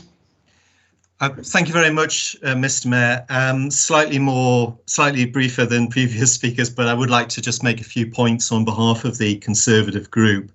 First of all, Mr. Mayor, can I extend the thanks from the Conservative group to all key workers and volunteers in the city who have done such a magnificent job of keeping the city going, and especially the many heartening acts of individual and collective kindness throughout the city on behalf of so many people towards those who have experienced difficulties. I'd also like to extend the condolences from the Conservative group to the Labour group and all councillors and officers, of course, for anyone who has lost loved ones, and especially to the Labour group on the passing of former councillor Margaret Beck, and our thoughts are with her families. Mr. Mayor, I'd like to also say thank you to the officers of the council who have done such a magnificent job in coping with such an unprecedented situation. I and many other Conservative councillors have had experience of council officers working very, very quickly, for example, to deliver business grants to businesses throughout the city. And that process being done very quickly, often over the weekend, and we're very grateful for it. We're also very grateful for the excellent communication that we've had from council officers, and especially, if I may say, to the group of leaders from the Chief Executive, which has been absolutely excellent. Mr. Mayor, if I can just make 3 points in response to the comments by portfolio holders. First one, on the issue of finance. We do understand it's an unprecedented situation. We have never had anything like this before. There are enormous demands on the finances of the country, and there is no bottomless pit. We do, of course, understand the pressure on the council. We encourage the council to continue to lobby the central government for the money that it needs to operate in the years going forward. We may, of course, have to be flexible. The leader of Newcastle City Council was talking yesterday about asking for deficit budgets or relaxed rules on borrowing. So to be realistic, we may have to move into new territory. This is, however, the largest bailout in the history of this country and the first time the government that has paid people's wages. Secondly, I think there have been mixed messages in the city on returning to schools. It is very, very important for pupils, especially the most vulnerable pupils in terms of safeguarding, those on free school meals in terms of their attainment, that they do move back to school when it is safe, and that is a clear message on behalf of the Conservative group. I also understand that since schools started reopening, there have been no major issues reported to the council, no major difficulties. We ask the council to continue to support schools so that as many pupils can return to their learning as possible. And the third point I'd like to make is to commend some of the successes of the council during this time. First of all, the work on homelessness. I understand that everyone who did not have a home has been assisted. Thanks, of course, to the work of the council and council officers, but also funding from central government, which has continued. Secondly, the many businesses throughout the region who have provided PPE, both to the council, to the NHS and to private institutions, which I understand is also working well. And thirdly, of course, most importantly, to the NHS, which of course has not been overwhelmed in the city. And though it is desperately sad what has happened, the local NHS has coped magnificently with a desperately difficult situation. Thank you, Mr. Mayor. Thank you, Councillor Oliver. Councillor Stephen O'Brien. Hello, Mr. Mayor. Can I ask a question? Yes. Yeah. My question is to the Cabinet Secretary. I understand that the Council is facing extreme pressure with budgets, and I understand that the Conservatives have promised, and I hope the Chancellor will deliver on his promise with funding the shortfall. But I want reassurances that the Council is preparing in the eventuality that the shortfall will not be funded by central government, and the Council or is the council preparing for that eventuality? Thanks, Mr. Mayor. Cabinet Secretary, would you like to, or are you able to respond at this time? Thank you, Mr. Mayor. Just to make the point that obviously the council needs to ensure that it ensures that its legal position is in place with regards to a budget. We've obviously set a budget this year that was a legal budget, and we're still anticipating that the government provide the resources that we've asked for. Those promises have been made, and presently we are expecting that the government will honour those promises. Clearly, if later in the year it proves that the government have reneged on those promises, then we will need to look at revisiting the budget. I hope that helps, Mr. Mayor.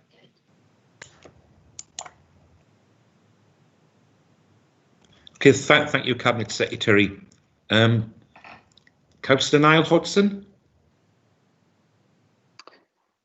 Thank you, Mayor Sullivan. Can you hear me all right?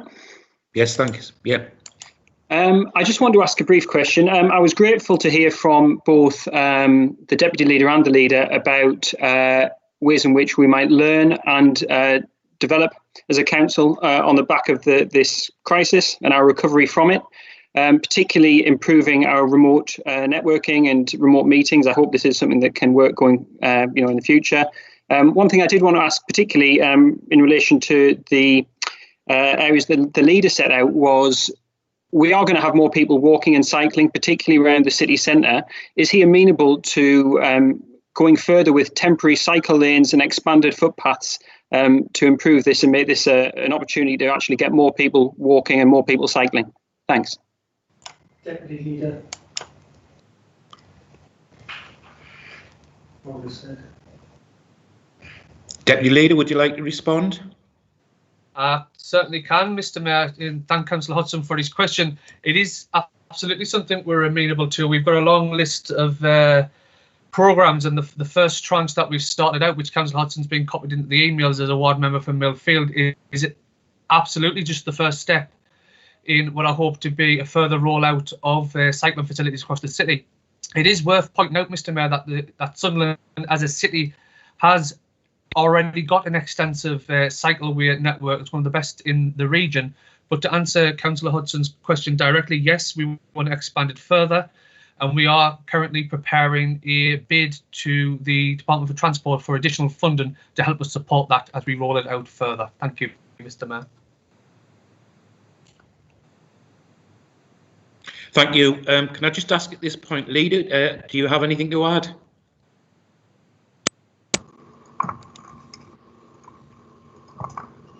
Mr. Mayor, no, I would like to thank Councillors Oliver, O'Brien and Hodgson for productive and sensible questions regarding the Cabinet reports. I think all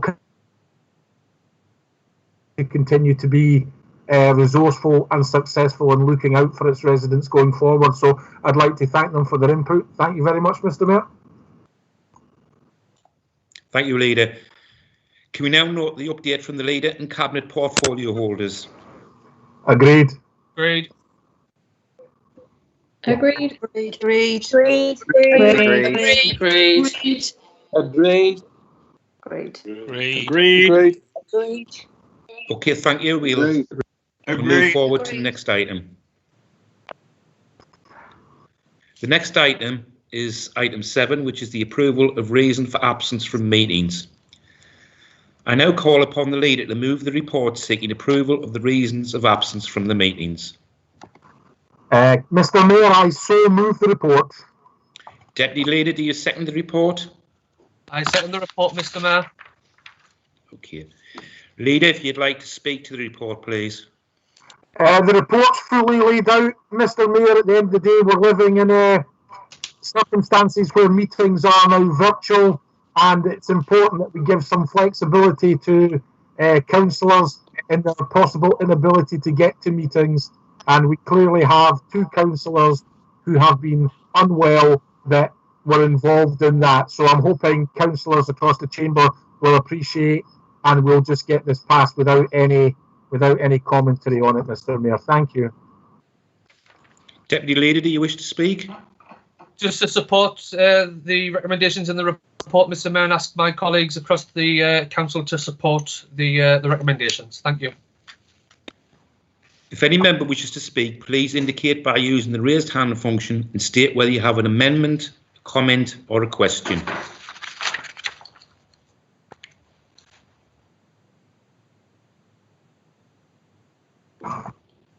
No one is indicating, Mr. Mayor. Thank you. Is there anyone else who hasn't been able to use the raised hand function who wishes to speak?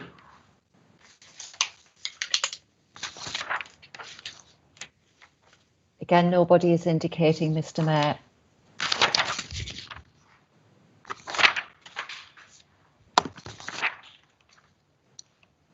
Leader, do you wish to say anything else? No, Mr. Mayor. I thank everybody for accepting it, and hopefully everybody will agree with the report. Okay, do we accept the report? Agreed, Mr. Mayor. Agreed.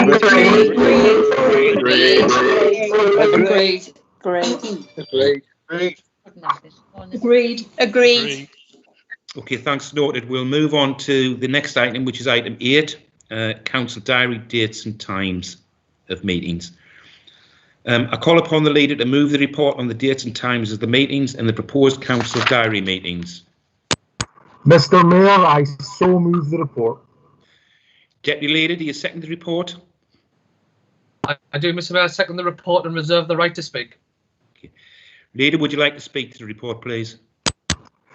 Very briefly, Mr. Mayor, the report lays out the meetings for the business of council being done as we move into the end of this council year and into 2021. It's fully laid out. Thank you very much, Mr. Mayor. I understand Councillor Doyle has an amendment. Councillor Doyle, would you like to read and move the amendment?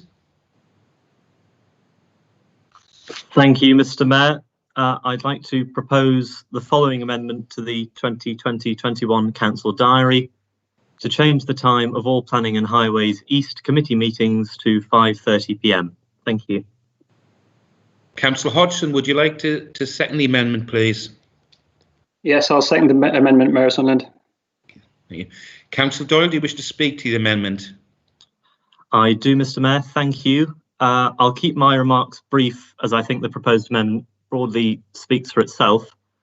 The Planning and Highways East Committee will be instrumental in shaping our city, and no doubt there will be many difficult and controversial decisions to be made by the committee over the coming months. Public engagement with these decisions is therefore crucial, and I think it goes without saying that a 2 p.m. meeting time that is proposed will conflict with, among many other things, work and childcare commitments held by both members of the committee and, most importantly, members of the public. I also think it is important to note that the sister committee of Planning and Highways East, that is the Planning and Highways West Committee, is due to hold its meetings at 5:30 p.m. It strikes me as both illogical and a little unfair not to allow councillors sitting on and residents affected by the decisions of the East Committee this more appropriate and convenient meeting time. I would actually be grateful if someone could in response outline why there is such a stark difference between the meeting times of these two committees. And if we were to take the argument of the new chair of the Planning and Highways East Committee, Councillor Essel, and I would like to congratulate him on his appointment, that this 2 p.m. meeting time is somehow justified on the basis that it will allow members and officers an earlier finish, then I would again ask why this logic hasn't been applied to the West Committee. I would, of course, urge all members to seriously consider this amendment for the benefit of colleagues and residents alike. Thank you, Mr. Mayor. Councillor Hodgson, do you wish to speak? I do, if I may, Mayor Sunderland. I've been on the planning committee now or one of the planning committees for 4 years. And during that time, I know that there'll be members who've been on a lot longer, but during that time, there's been several well-attended evening meetings on matters of major public interests, important developments in the city, and with a lot of public participation and attendance. These meetings have been held almost universally at 5:30 p.m, often making use of the council chamber. I'm surprised at this move from 5:30 to 2 p.m. Not least because last year we had the planning meeting regarding the incinerator at Washington. That was held in the middle of the afternoon at the Stadium of Light, and at that time, a lot of members of the public, and indeed the local MP Sharon Hodgson, publicly criticised that decision to have a mid-afternoon meeting, saying that it impacted the attendance of the public, and particularly people who had work commitments or care commitments. I think it's quite right that we should be learning from that, and as a result moving this meeting back to a 5:30 p.m. time slot, especially given, as has been hinted, there are so many key developments in the East area covered by that committee that we're likely to see in the next year or two. Thank you.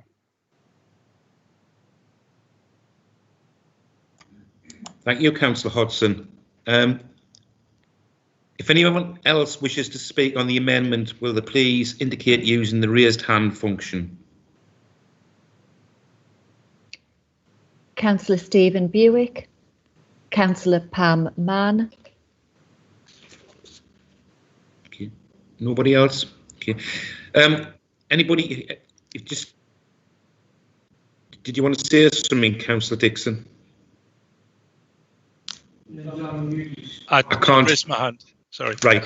Yeah. Okay. Councillor Michael Dixon. Thank you.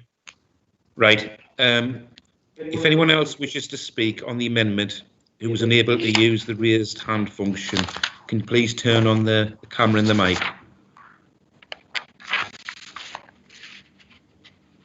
There doesn't appear to be anybody else, Mr. Mayor, and therefore the speakers are Councillors Buick, Mann and M. Dixon. Thank you. Councillor Buick, would you like to speak, please? Yeah, thank you, Mr. Mayor.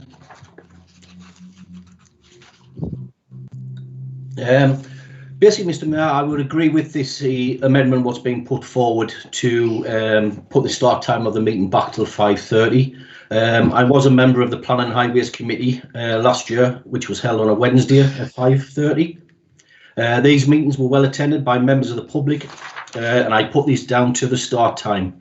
As been previously mentioned, the Planning and Highways West Committee is programmed in for a Tuesday at 5:30, and as Councillor Niall Hodgson said, Sharon Hodgson MP actually, and I quote, "I would like to begin by expressing my disappointment that this meeting is being held in the middle of the afternoon, as this is limited who can attend due to care and work commitments," and that's coming from a Labour MP.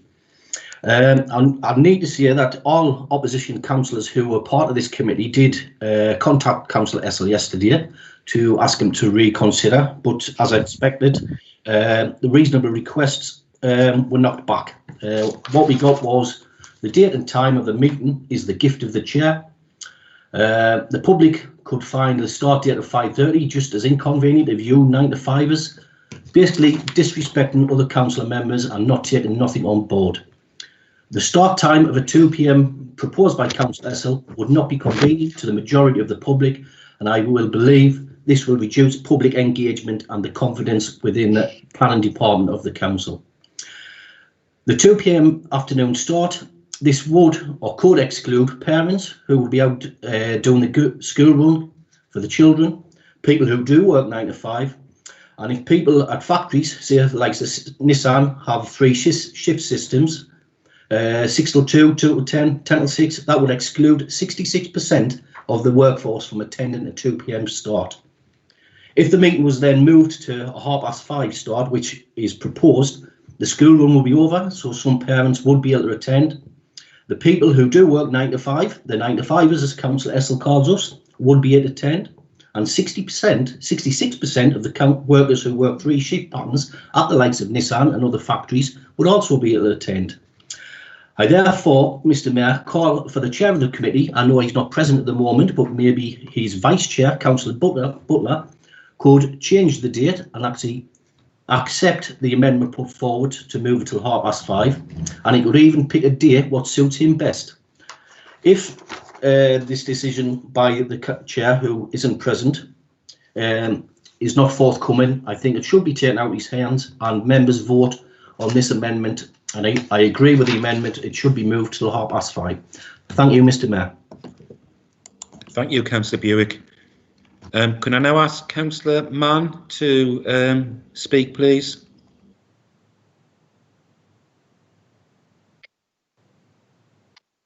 Can you hear me? Yeah. Thank you, Mr. Mayor.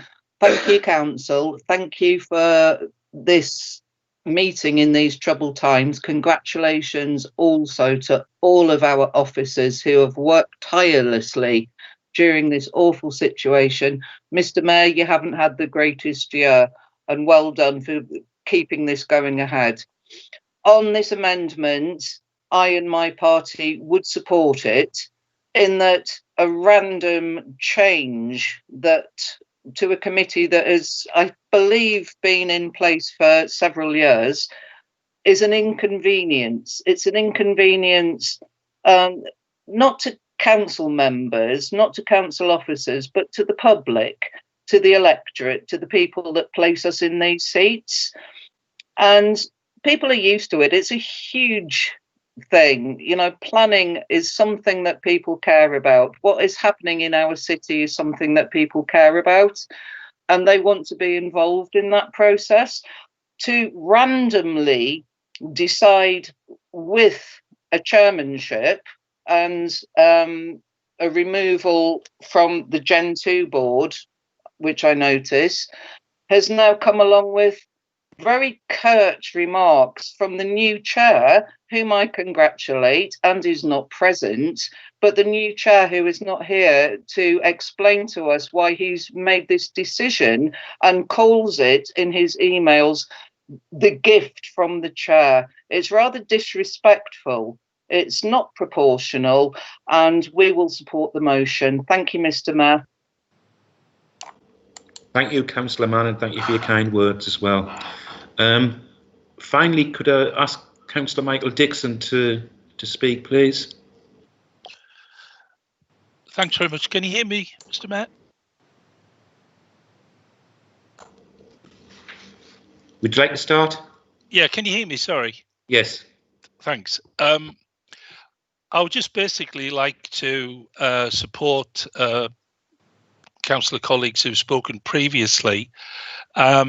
And as far as I'm concerned, the issue here isn't party political, although those who've spoken do come from the opposition councillors. And I would appeal to fellow members on the committee, which I've been on for quite a number of years now and work very well together, to look at this as an issue which is for the residents of the city that we're talking about here, nothing party political. And I think there's a vibrancy for planning meetings when the public do attend. We've had quite a few controversial issues down at Seaburn over the last sort of council year. And I thought it was absolutely fantastic to see so many speakers and so many members of the public in the actual council chamber gallery. And I believe that a move to 2 o'clock does not help this process. And we do wait for the answer as to why the east is 2 o'clock and the west is 5:30. So I support this amendment. It's done, as I've repeated, for non-political reasons, but simply to try and introduce and encourage the members of Sunderland public to get involved in the planning process, and a 5:30 start will most definitely assist that procedure. Thank you. Thank you, Councillor Dixon. That concludes the speeches. Leader, you have the right of reply. Thank you very much, Mr. Mayor.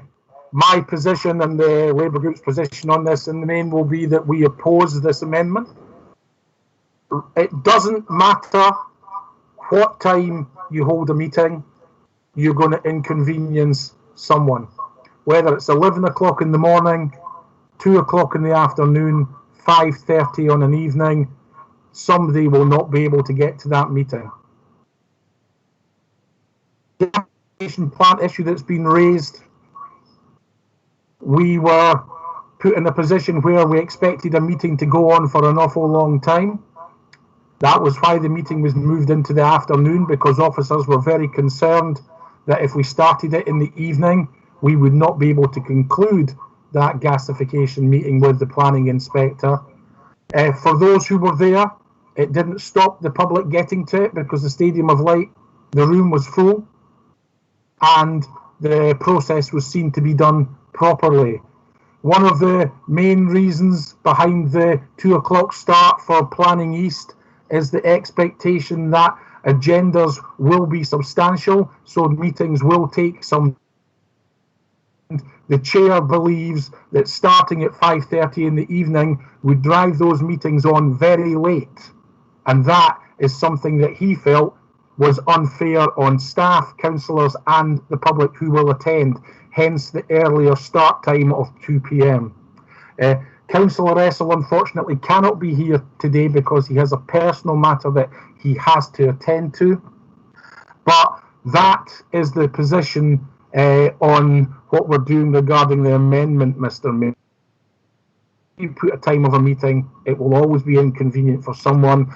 I am sure that the chair, as the year goes through, will continue to monitor what happens in his meetings and start times, but 2 p.m. is the start time for Planning East, and if the Planning Committee with the chair for Planning West wish to hold their meetings at 5:30 on a Friday, that has been agreed there, and that is for them to work that way. Both committees are different with different workloads. Thank you very much, Mr. Mayor, but we will be opposing the amendment. Thank you, Leader. Now we're going to have a vote on the amendment. The Assistant Director of Law and Governance will undertake a roll call, asking for each member how they wish to vote, and will announce the result. Prior to the result being announced, the Assistant Director of Law and Governance will say... Mr. Mayor, I'll take the vote now then. I'll call each member's name in turn, and then if they could please indicate whether they vote for, against or abstain. Councillor R. Atkinson. Against. Thank you. Councillor M. Butler.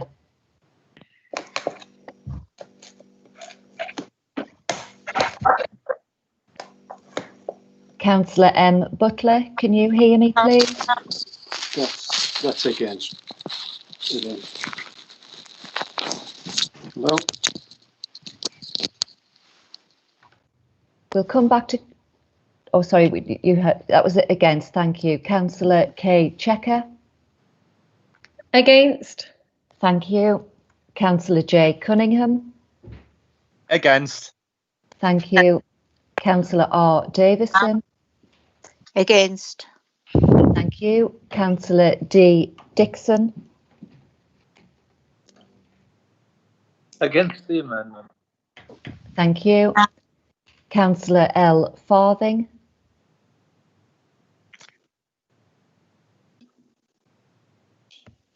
Against. Thank you. Councillor J. Fletcher.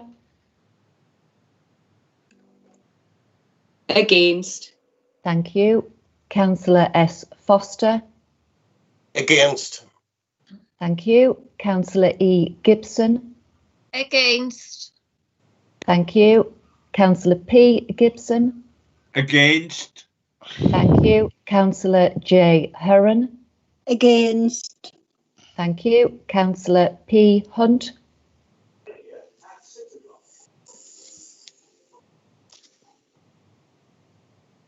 Councillor Hunt, can you hear me?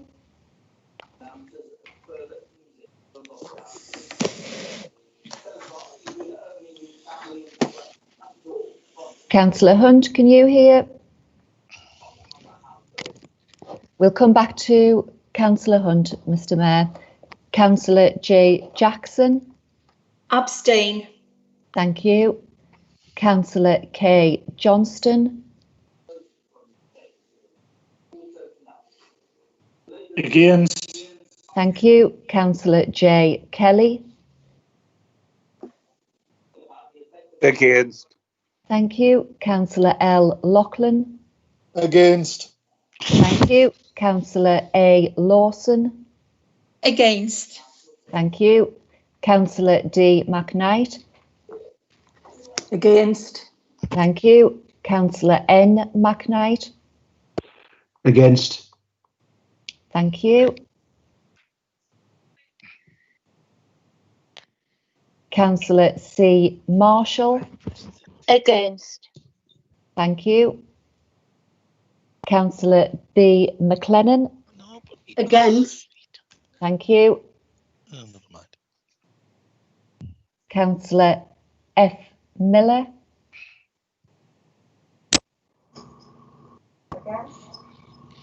Thank you. I'm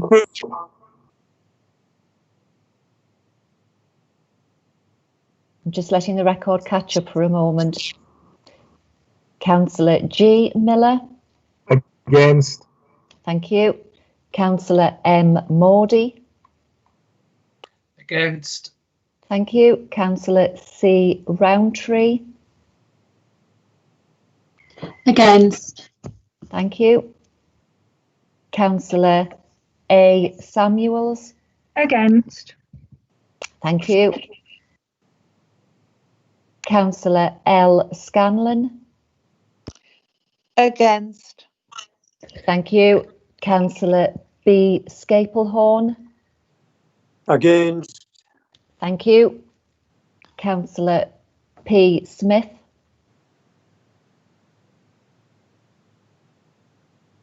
Councillor Smith, can you hear me? Councillor Smith? We'll come back to Councillor Smith at the end. Councillor D. Snowden? Abstain. Thank you. Councillor D. E. Snowden? Against. Thank you. Councillor M. Spedding? Against. Thank you. Councillor P. Stewart? Against.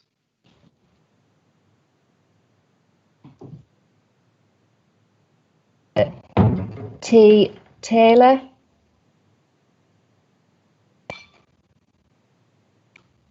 Against. Thank you. Councillor M. Thornton? Against. Thank you. Councillor D. Truman? Against. Thank you. Councillor H. Truman? Against. Thank you. Councillor D. Turner?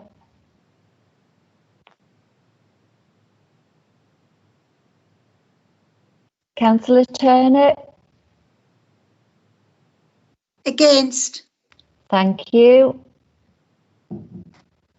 Councillor P. Tighe? Against, and I'm also receiving messages from Councillor Hunt, who is unable to rejoin the meeting. She's trying currently. All right. Perhaps if one of the officers could try to send another link to Councillor Hunt. Thank you very much. Councillor G. Walker? Against. Thank you. Councillor P. Walker? Against. Thank you. Councillor D. Waller? Against. Thank you. Councillor S. Watson? Against. Thank you. I'll just let the record catch up for a moment there. Councillor L. Williams? Against. Thank you. Councillor D. Wilson?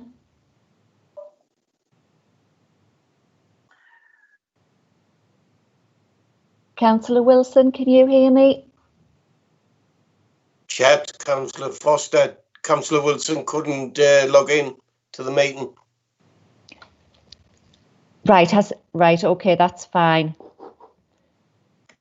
Was Councillor Wilson in the meeting at the beginning, or has he not logged in at all? He's tried, but he couldn't get in. He's actually watching it on YouTube. I know that, but Right, he couldn't get in. that's fine. That's fine. Yeah. We'll see if we can send him another link. Councillor K Wood. Against. Thank you. Councillor W Blackett. For. Thank you. Councillor M Dixon. For. Thank you. Councillor J Doyle. For. Thank you. Councillor R Francis. For. Thank you.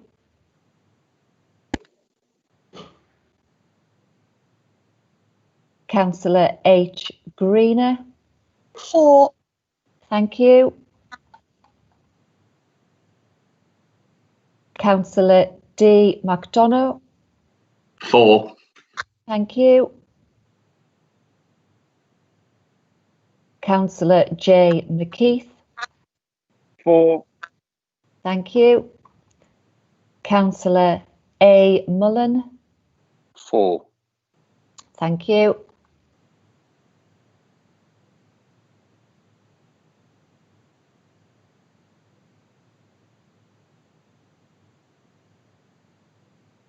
And Councillor R Oliver. For. Thank you. Councillor P Wood. For. Thank you. Councillor M Crosby. For. Thank you.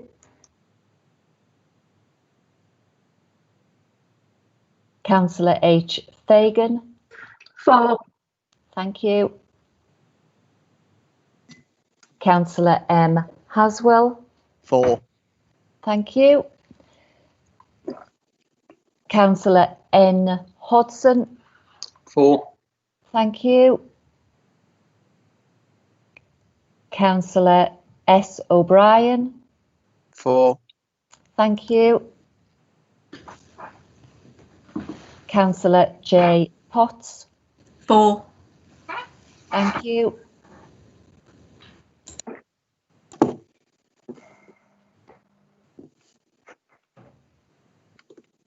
Just let the record catch up again.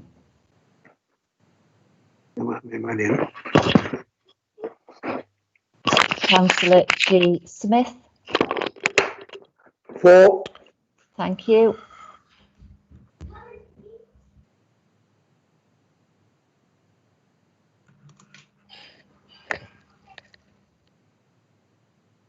Councillor A Wood. For. Thank you.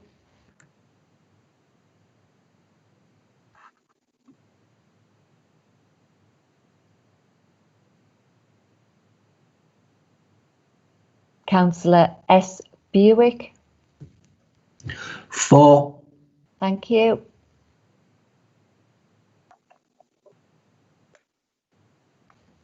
Councillor K Jenkins. For. Thank you. Councillor P Mann.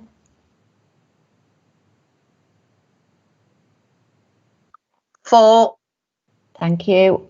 And Councillor D Armstrong. For. Thank you. If we go back to the members who were unable to vote, Councillor Hunt, have you been able to join the meeting again?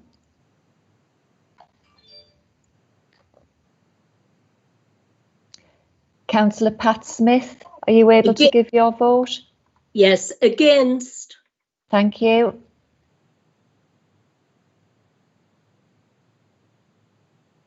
And Councillor Denny Wilson, have you been able to join the meeting again?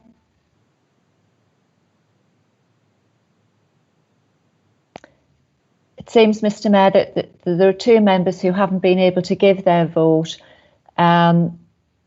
However, as they've been unable to join the meeting, officers can continue trying, but I would suggest that we take the vote as it is now. So the record is showing that there are 22 votes in favour of the amendment, 43 votes against and 2 abstentions.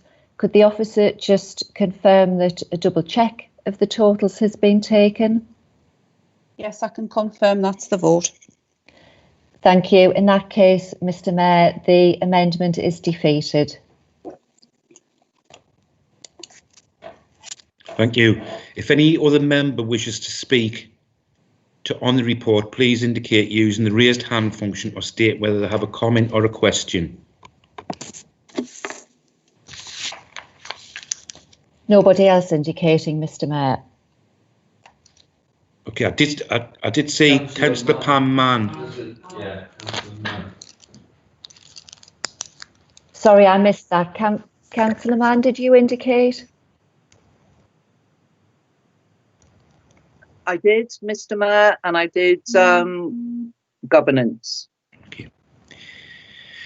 Is there anyone else who hasn't been able to use the raised hand function who wishes to speak? Can you please switch on your mic and camera, please?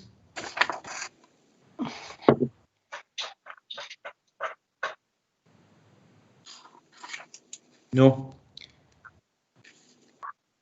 Councillor Mann? Thank you, Mr. Mayor. Thank you, governance. Just one thing on this vote, that every councillor should have been present. I agree that there are technical problems, but when the vote was happening, the vast majority managed to get in to vote.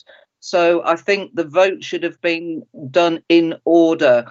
And I don't agree that votes should be taken after the initial call. Thank you, Mr. Mayor. Thank you, governance. And also, can I say that the ones that are not present, how does that get a vote? They don't. They just don't. Through you, any member that unfortunately has disconnected from the meeting or been unable to join is not able to vote, and no vote was recorded for them in those cases. Okay, thank you. Okay, thank you for that. Thanks, Mr. Mayor. Thanks, governance. Leader, do you have a right to reply?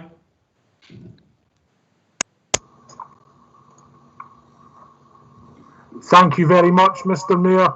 I'm just glad the amendment's been voted down, and we move on to the substantive agenda item, which is to accept what's on the papers for this item. Thank you very much, Mr. Mayor.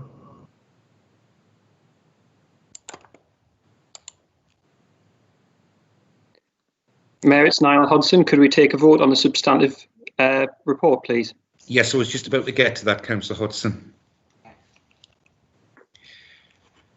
Do we need to take a formal vote on the first motion?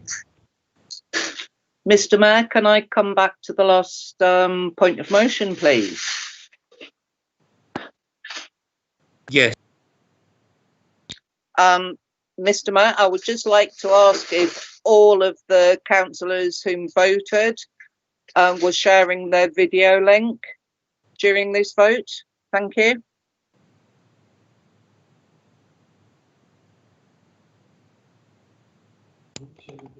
Just give a sec. Can you just give me a moment, Councillor Mann?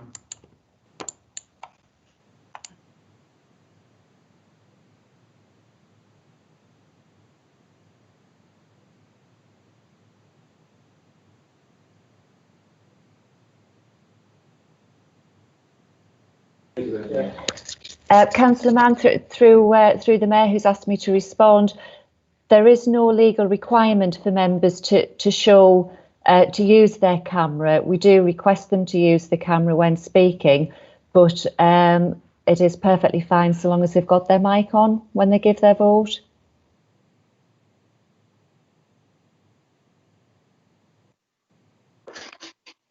Thank you for that. And in answer, then the vote was taken with no video link and just a voice recording. Am I correct? Through you, Mr. Mayor, it's not a voice recording. The members have joined the meeting live and they're giving their vote live.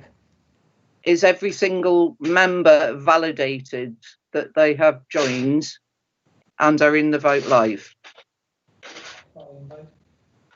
Again, through you, Mr. Mayor, we have a participant list so that we can see all of the members who are actually present in the meeting, and the voting record was pulled together with those members, with the names of the members who are actually present in the meeting. Any members who aren't present in the meeting have had have a block next to their name so that we know not to ask them for a vote. But everybody who I've asked to give their vote is showing on the participant list for this meeting. So therefore you are stating that every single participant is a valid progress, council member. Mr. Mayor. Move progress. Thank you. Thank you. Move progress, and that was from Councillor Miller. Thank you, Councillor Miller, and thank you, Mayor. Okay, thanks. Point of order, Mayor. That comment was not from me. I don't know who it was, but it was not from me, Councillor Mann. Thank you, Mr. Mayor. Thank you, Leader. I did notice the lack of an accent. So, do we need to take a formal name vote on the recommendation? So, just can we agree the report now? Mr. Mayor, can I move that we take a vote, please? Okay. Second. Okay. Right, we'll now take a vote. Thank you, Mr. Mayor. I'll now call each member's name in turn again. Councillor R. Atkinson. I'm sorry, Elaine, can we clarify what exactly we're voting for here? Because there's been so many conversations, it's hard to keep up. Thank you.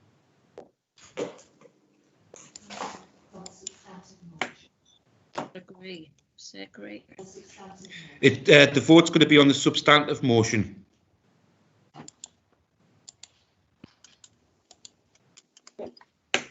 So just to confirm, as the Mayor has outlined, this is the vote on the substantive motion on the item that's actually on the agenda and the recommendations as set out on the agenda.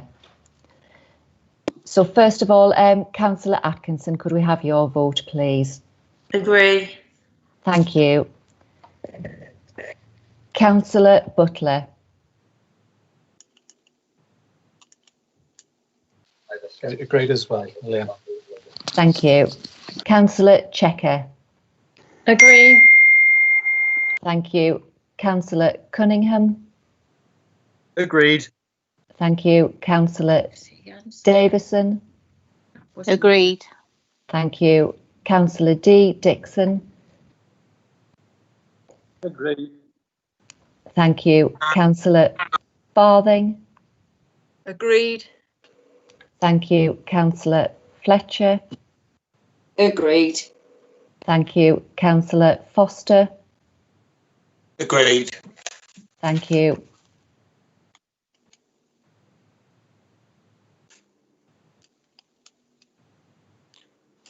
Councillor Gibson. Agree. Thank you.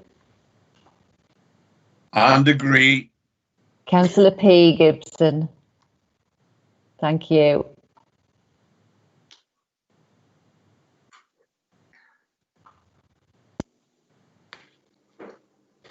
Councillor Heron. Agreed. Thank you. Point of order, Mayor. It's Niall Hodgson. Hodgson. Not in the middle of a vote. You're in the middle Yes, of a vote. middle of a vote. It's on the voting on item 16.3 in the rules of procedure. We're in the middle of a vote. If he's got a point of order. Can you just give me a moment, Councillor Hodgson? He needs to say what his point of order is. Can you say what your point of order is, please? Yeah, really simple, Mayor. 16.3b requires members to vote for or against a motion, not to agree it. Well, I think that's what we're doing. I'm merely quoting the Constitution, Mayor. Thank you. Thank you for your comments. Can we just carry on, please?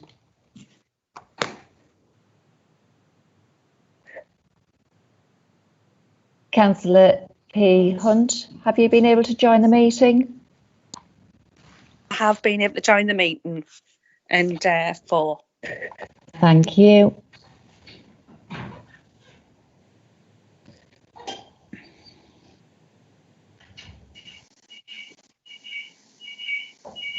Councillor Jackson. Abstain. Thank you.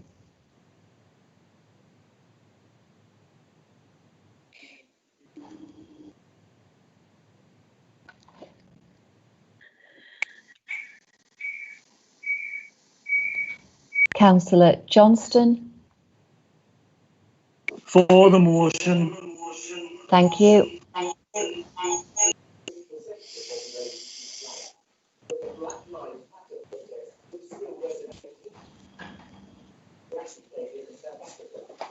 Councillor Kelly. For the motion. Thank you.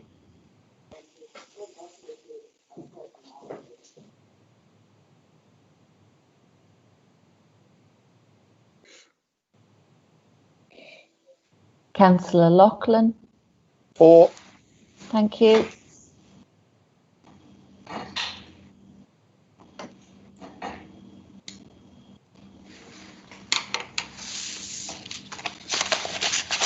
Councillor Lawson.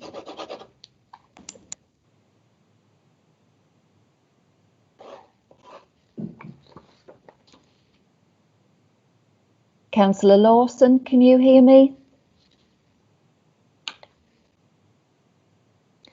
We'll come back to Councillor Lawson at the end. Councillor D. McKnight. 4. Thank you.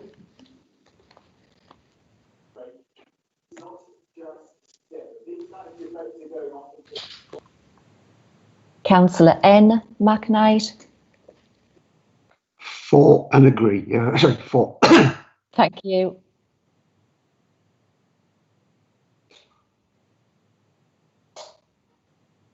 Councillor Marshall. 4. Thank you. Councillor McLennan.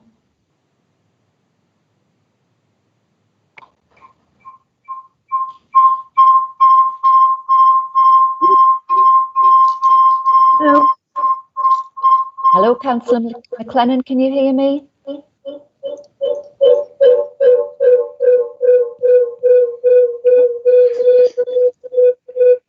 I think Councillor McLennan's having some technical difficulties there, so we'll come back to her vote at the end. Councillor F. Miller. 4. Thank you. Councillor G. Miller. 4. Thank you.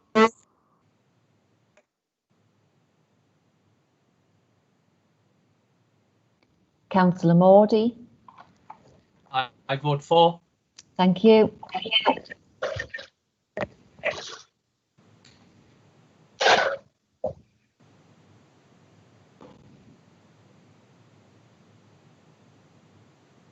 Councillor Roundtree. 4. Thank you.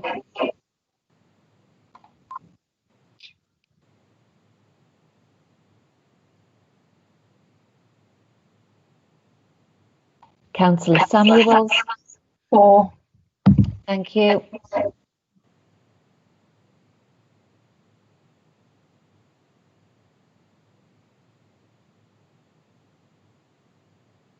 Councillor Scanlon.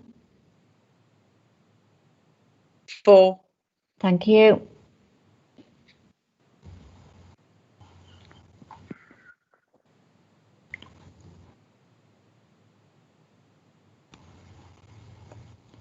Councillor Scaplehorn. 4. Thank you.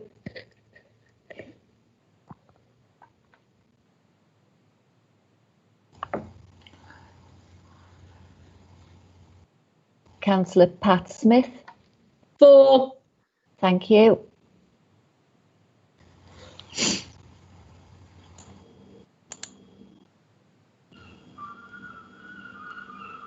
Councillor D. Snowden. Abstain. Thank you.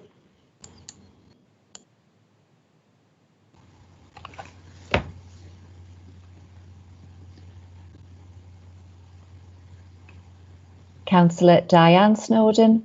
4. Thank you.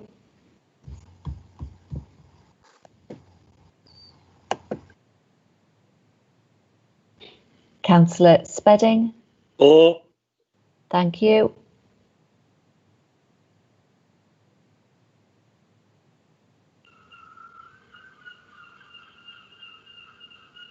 Councillor Stewart. 4. Thank you. Councillor Taylor.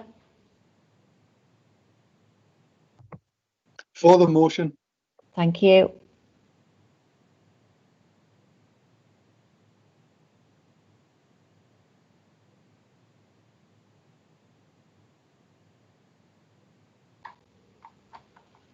Councillor Thornton. 4. Thank you.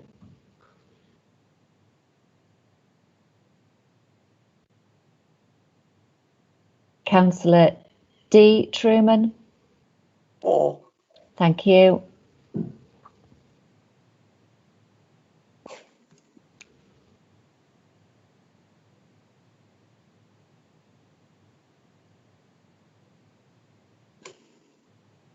Councillor H. Truman. 4. Thank you. Councillor D. Turner. 4. Thank you.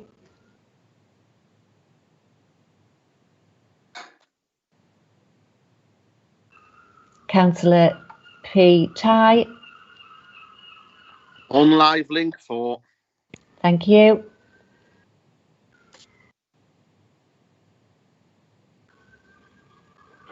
Councillor G. Walker. 4. Thank you.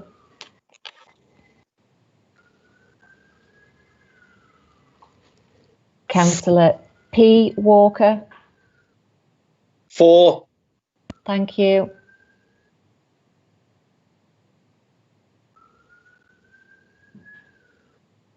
Councillor D. Waller. For the motion. Thank you.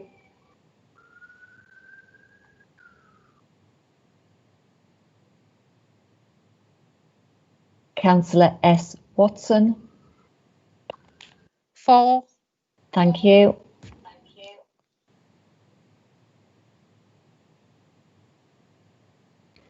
Councillor Williams. 4. Thank you.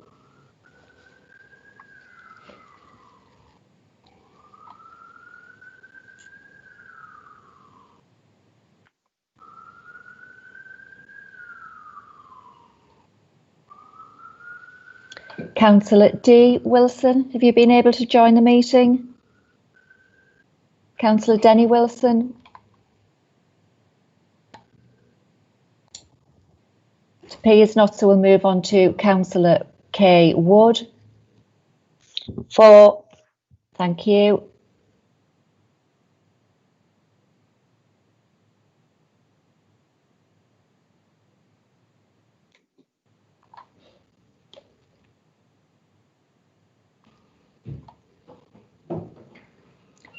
Councillor Blackett.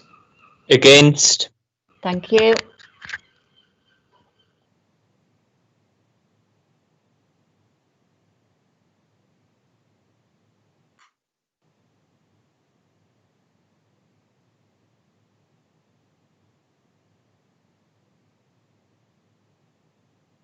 Councillor M.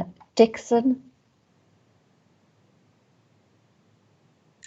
Elaine, Councillor M. Dixon has left the meeting. Thank you. All right, thank you. Councillor J. Doyle. Against. Thank you.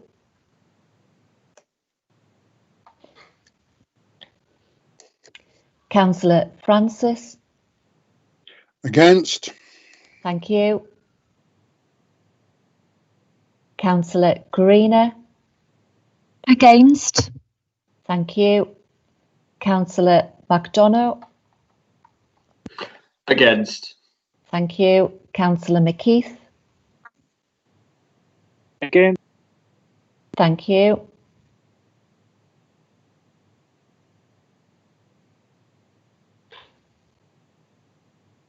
Councillor Mullen. Against. Thank you.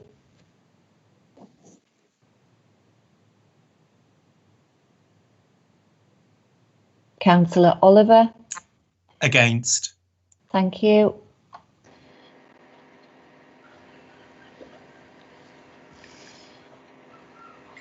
Councillor P. Wood. Against. Thank you.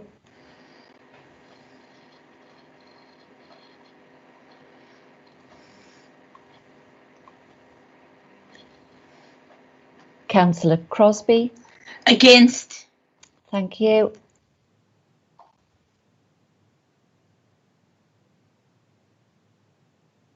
Councillor Fagan. Against. Thank you.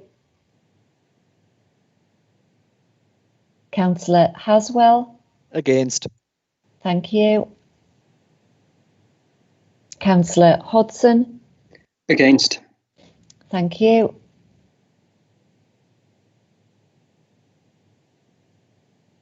Councillor O'Brien. Against. Thank you. Councillor Potts. Against. Thank you. Councillor Smith. Against. Thank you. Councillor Wood. Against. Thank you. Councillor Buick. Against. Thank you.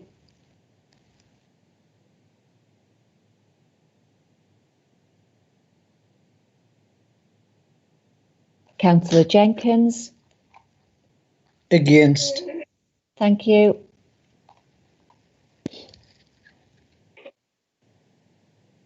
Councillor Mann. Very much against this motion. Thank you. Councillor Armstrong. Abstain. Thank you. And then we'll go back and see if we can take the votes, first of all, from Councillor Anne Lawson. 4. Thank you.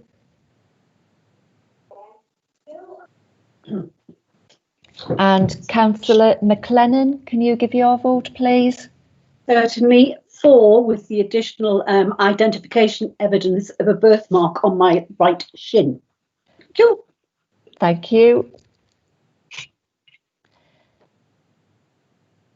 Are there any members who are participating in the meeting who haven't been able to give their vote? If they could indicate, please, either with the raised hand facility or switch on their mic. Councillor Mann, we did take your vote. You did, but I don't think we needed positive identity from Councillor McLennan. Thank you very much, Mr. Mayor and Governance. Thank you. So the result of the vote as showing in the spreadsheet is 44 votes in favour, 20 votes against and 3 abstentions. Could the officer please confirm that that result has been double checked, please? I can confirm the vote's been checked. Thank you. And therefore, Mr. Mayor, the substantive motion is carried. Thank you. Can I just ask Councillor Barbara McClellan, can you turn your camera off, please?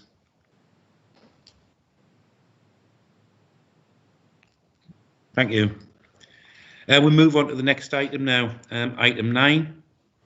We're going to deal with the report of the review of temporary delegations to officers. Leader, would you move the report? Thank you very much, Mr. Mayor. I move the report and would like to indicate, please, that I would like to amend 4.1.4 of the recommendations to provide that the delegations will be reviewed again at an extraordinary meeting to be held in September if they have not been discontinued beforehand, and move that 4.1.4 of the recommendation be amended accordingly, Mr. Mayor. Thank you, Leader. Do members agree to the Leader making the amendment to the recommendation? Agreed. Agreed.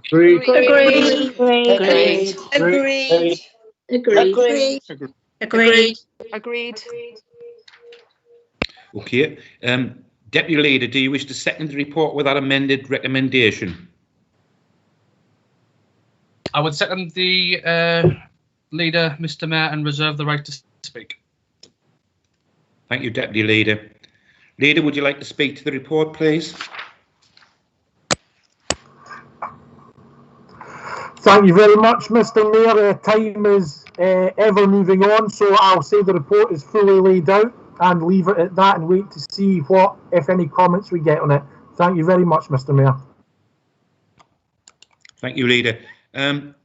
Councillor Hodson, I understand that you have an amendment. Would you like to read and move the amendment, please?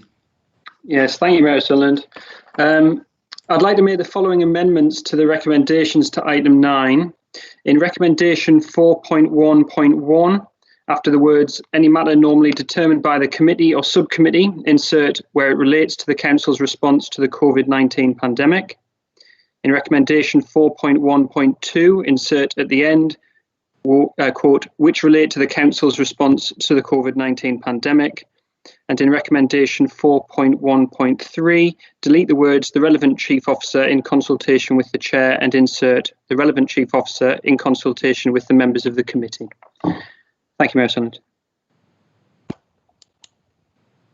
Councillor Oliver, do you second the amendment? Thank you, Mr. Mayor. I second the amendment and would like to speak, please.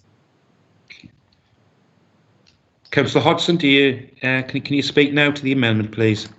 I can. Thank you, Mayor Sunderland. And I'd also like to extend my thanks to the Leader of the Council for accommodating that recommendation he just moved regarding putting a fixed time in for when this will be reviewed.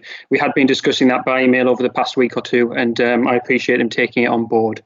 The additional points that I want to raise relate to the delegation to senior officers. Now, of course, back in March, we moved a motion to delegate our powers as councillors to the senior officers of the council. The situation then was quite different. We were unable to have meetings, and it was definitely an emergency compromise and one that was unanimously agreed in the council meeting. The situation now, I feel, is quite different. We are resuming meetings. Obviously, we're having a meeting now. We've just agreed a full diary of council meetings as well. Council should resume business now, if it is resuming meetings, and not have normal business delegated to officers.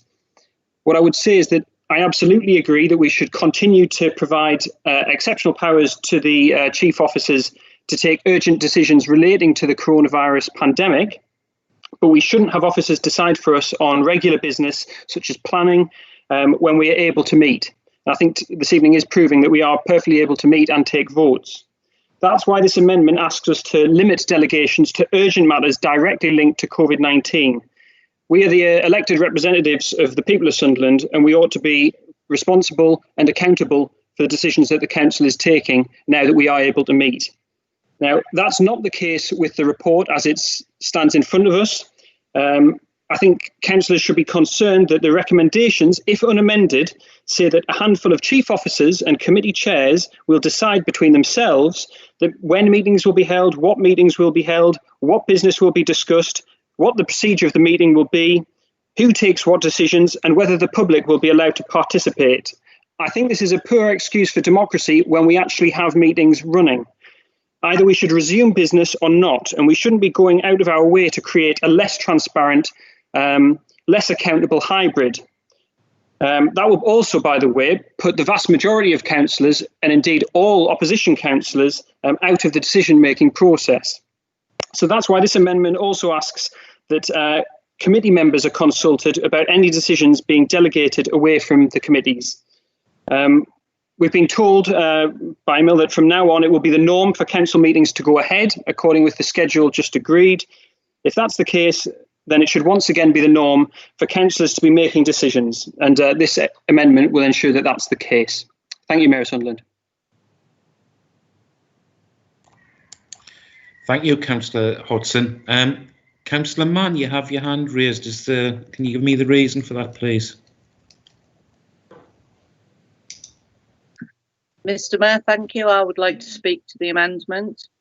I'm going to ask if anybody else wants to speak in a short while after I've asked Councillor.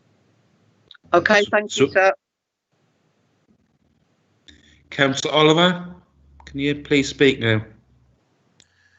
Thank you very much, Mr. Mayor. The Conservative Group fully supports the amendment that is being put down. Yes, thank you to the Leader of the Council for providing some certainty as regards the date of a review of these proposals, but we still have concerns about it. As Councillor Hodson has said, these proposals totally exclude opposition members from any decision making on the council. There are no opposition chairs or vice chairs of any committees, despite our best efforts and requests to have those. So opposition members will be completely excluded under these reformed powers. Agreeing with Councillor Hodson again, we did, of course, have a unanimous support for these emergency powers when they were brought in, but we are now 3 months after this. And it's essential that emergency powers now are only restricted to dealing with time-sensitive matters related to the pandemic. Otherwise, it becomes an unnecessary concentration of power in the hands of unelected officers and only a few chairs of committees. Virtual committees, virtual meetings are working well. We've had a few of them. They've got better. Since the Port Board meeting, there's been improvements in the technology available to members and the access and attendance at meetings. And after this meeting, certainly for the Conservative Group, there will be more councillors who are able to attend these meetings in future. So with councillors up and running and able to make decisions, then it's absolutely right and democratic that it's the councillors who make decisions from now onwards. Thank you, Mr. Mayor. Thank you, Councillor Oliver. Councillor Mann, we have your name down already. Is anyone else wishes to speak on the amendment, and will they indicate using the raised hand facility, please? Councillor Buick, Councillor McDonough, I can see that another member has their hand up, but I can't actually see their name, Mr. Mayor. Perhaps if Councillor McDonough put his hand down.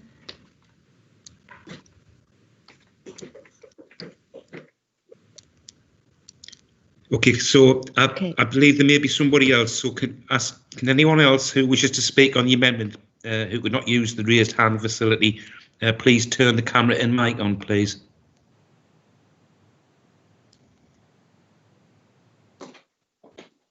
There don't appear to be any other members indicating, Mr. Mayor, and therefore the speakers are Councillor Mann, Councillor Buick and Councillor McDonough. Okay, thank you. Councillor Mann, would you like to speak, please? Thank you very much once again, Mr. Mayor. Thank you, Governance. Emergency powers. This was absolutely beautifully done. I have to applaud the council, the officers of the council, and the CEO, all of the executive officers. Thank you very much. But now, 11 weeks on, we are moving into different times, and we do need proportional representation. Emergency powers, yes, of course they should have been done at the time. I completely agree with that. It was managed beautifully. Mr. Mayor, I have to applaud you. I have to applaud Councillor Graham Miller at this point, because he enabled a weekly opposition council meeting. with the CEOs, sorry, I beg your pardon, with the opposition party leaders that has been going on for 10 weeks on Teams. Councillor Miller agreed to that. Thank you. So we've always been updated, but we think as opposition leaders, I hope that my opposition leaders agree with me, that it's now time to get the powers back to the people. I represent the electorate of my ward and I represent my party, and I would hope that we can give input, scrutiny, questions, motions and petitions on behalf of our wards. Thank you very much. That's it. Thank you, Councillor Mann. Councillor Buick. Yeah, thank you, Mr. Mayor. Just to follow on from Councillor Mann and the others, I fully support the amendment put forward by Councillor Niall Hodgson, and I appreciate the leader of the council, Councillor Miller, for his update on when it will be reviewed in September. That took half of my speech away, so thank you, Graham. But I'll go along with the points other councillors have made. I think after 3 months with these remote meetings, it's sure we can do these meetings remotely. I participated in a licensing meeting a couple of weeks ago where a member of the public joined, and it went quite well.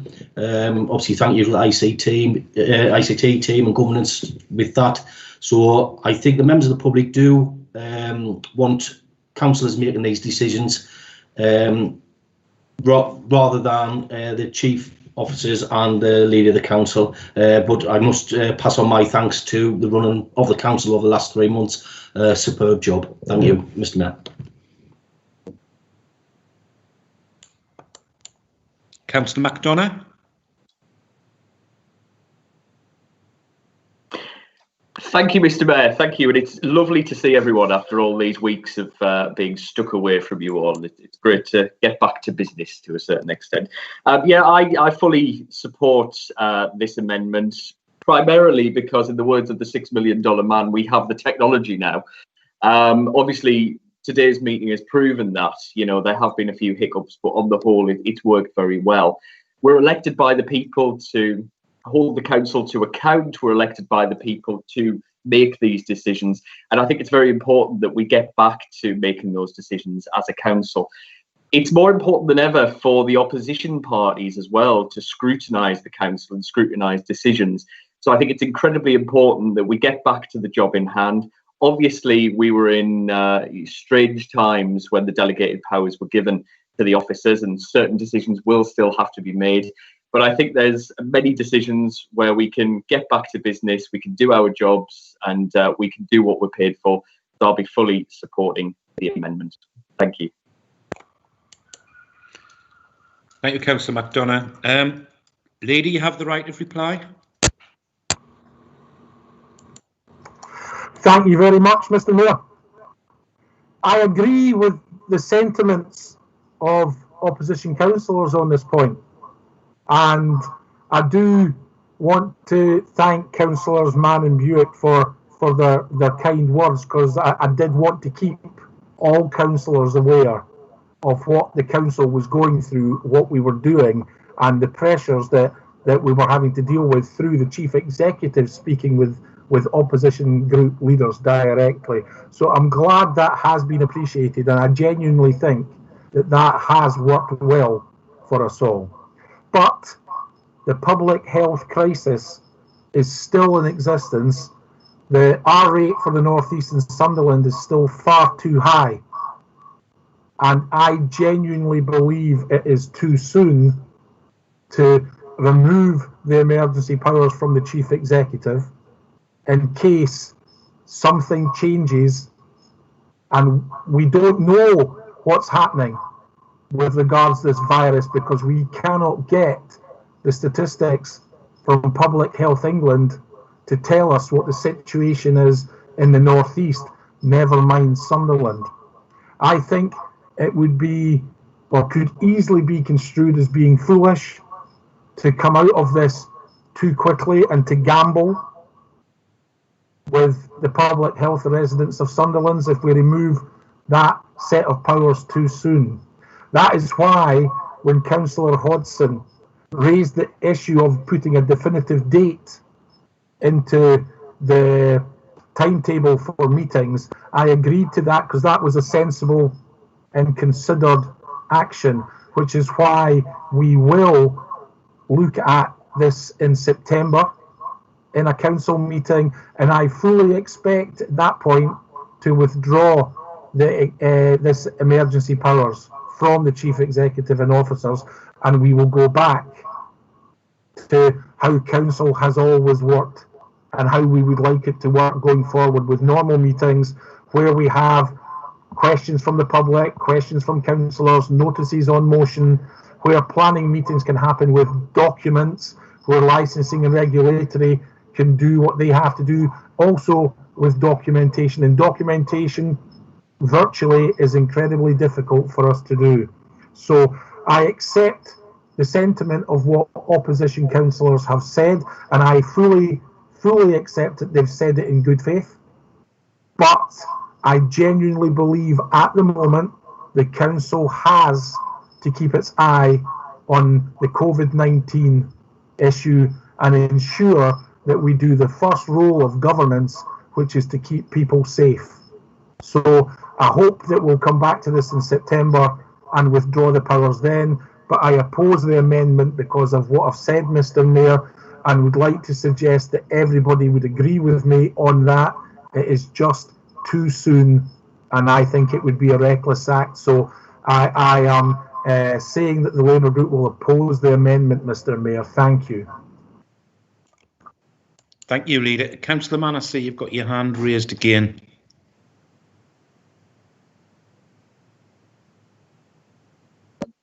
I do, sir. I would like to speak back to the Leader.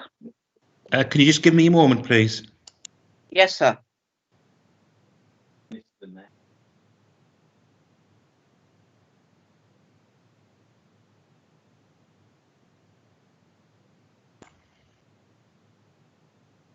Hello, Councillor Mann. I've taken legal advice on this, and you've already spoken on this matter. So we're just going to move on to the vote now. But thank you for raising your hand.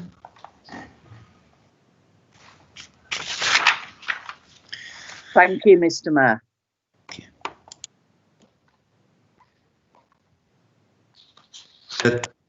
The Assistant Director of Law and Governance will undertake a roll call, asking each member how they wish to vote and announce the result.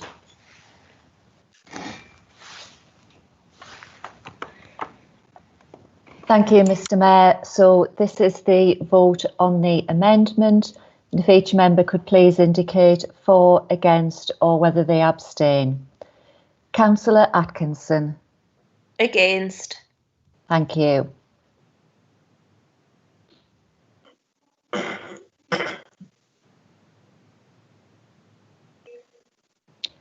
Councillor Butler. Against. Thank you.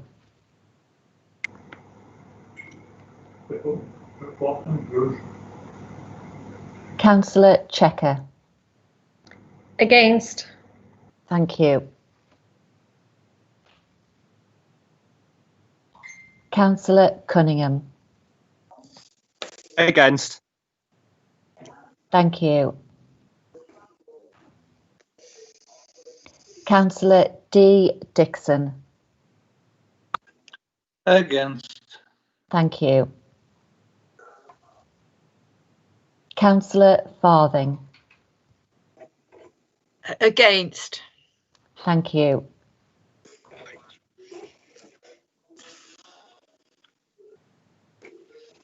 Councillor Fletcher. Against. Thank you.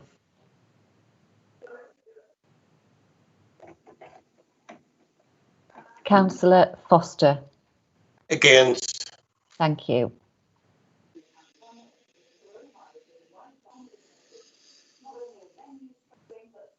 Councillor E. Gibson. Against. Thank you. Councillor P. Gibson. Against. Thank you. Councillor Heron. Against. Thank you. Councillor Hunt. Against. Thank you. Councillor Jackson. Against. Thank you. Councillor Johnston. Against. Thank you. Councillor Kelly. Against. Thank you. Councillor Loughlin. Against. Thank you. Councillor Lawson. Against. Thank you. Councillor D. McKnight. Against. Thank you. Councillor N. McKnight. Against. Thank you.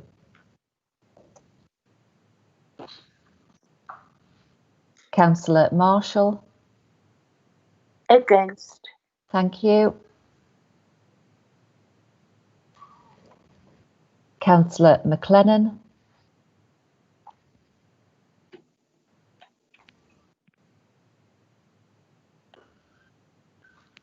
Councillor McLennan, can you hear me?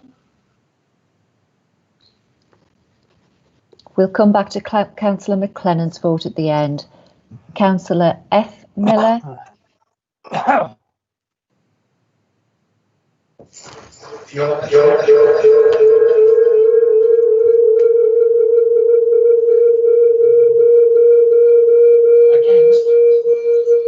Thank you.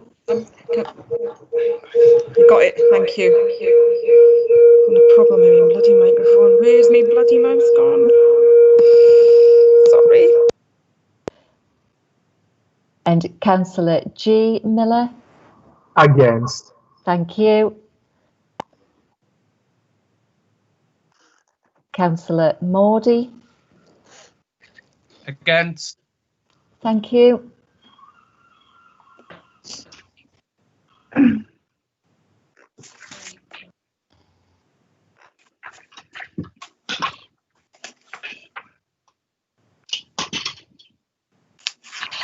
Councillor Roundtree.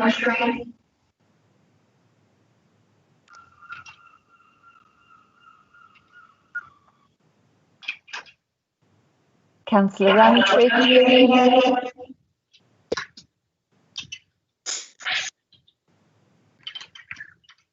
We'll come back to Councillor Roundtree. Councillor Samuels. Against. Thank you.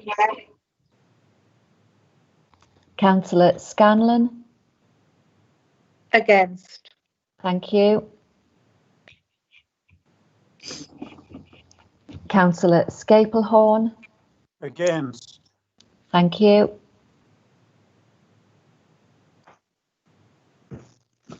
Councillor Smith. Against. Thank you. Councillor David Snowden. Abstain. Thank you.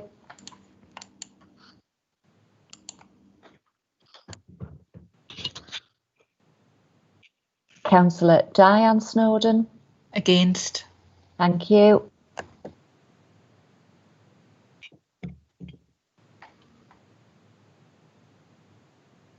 Councillor Spedding.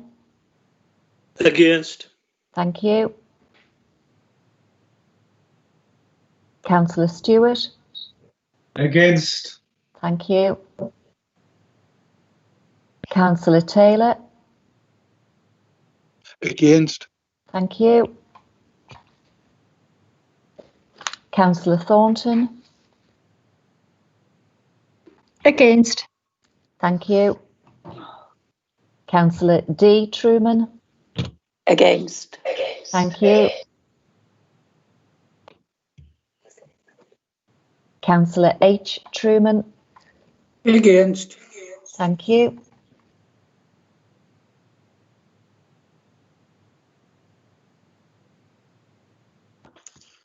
Councillor Turner. Against.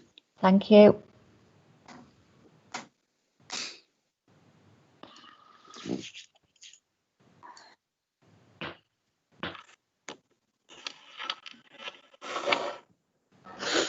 Councillor Ty. Against.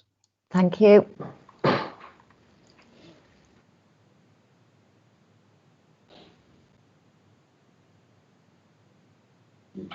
I know, it's crazy, isn't it? Yeah.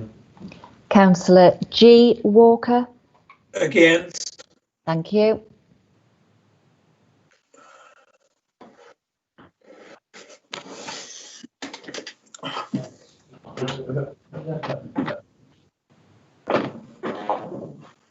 Councillor P. Walker. Against. Thank you.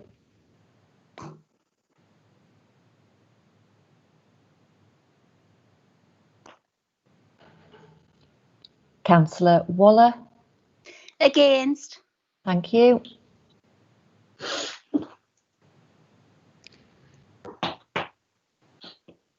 Councillor Watson.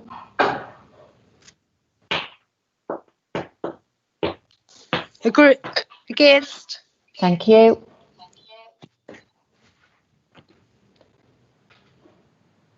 Councillor Williams. Against. Thank you. Councillor K. Wood. Against. Thank you.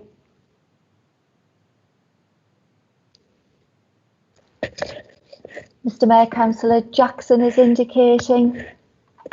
Yes, I was going to let you get the vote, but Councillor Jackson, have you got something to say? Or Yes, sorry to interrupt, Mr. Mayor. Unfortunately, I have to leave the meeting. I do apologise. okay, thank you. Thank for your you. attendance.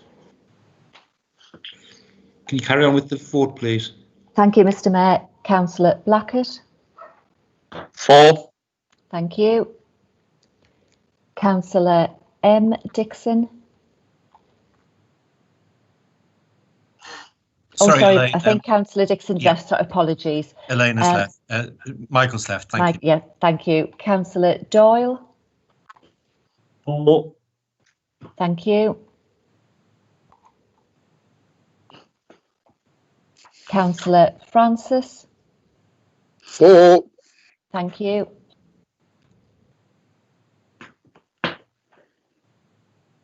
Councillor Greener. For. Thank you.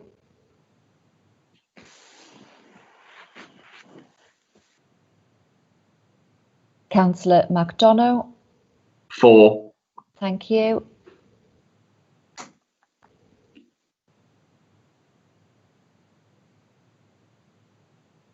Councillor McKeith. For. Thank you.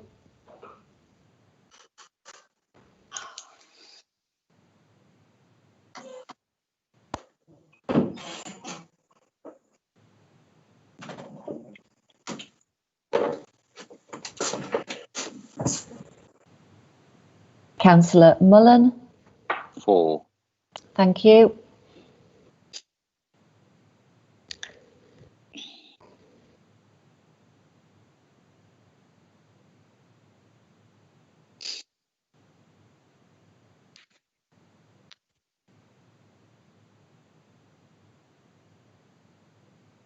Councillor Oliver. For. Thank you.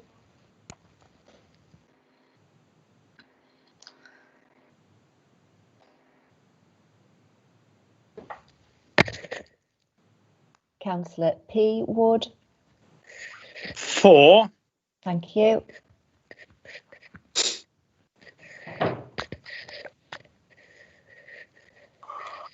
Councillor Crosby. For. Thank you.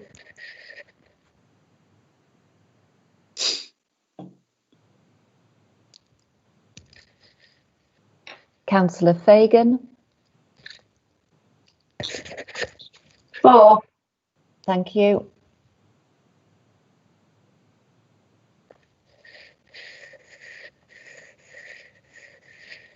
Councillor Haswell. For. Thank you.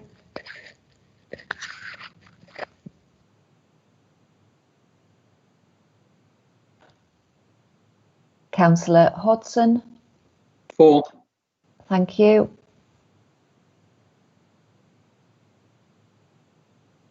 Councillor O'Brien. For the motion. Thank you. Councillor Potts. For. Thank you. Councillor Smith.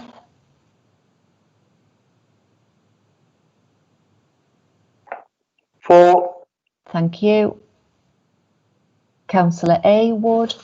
4. Thank you. Councillor Buick. 4. Thank you. Councillor Jenkins. 4. Thank you.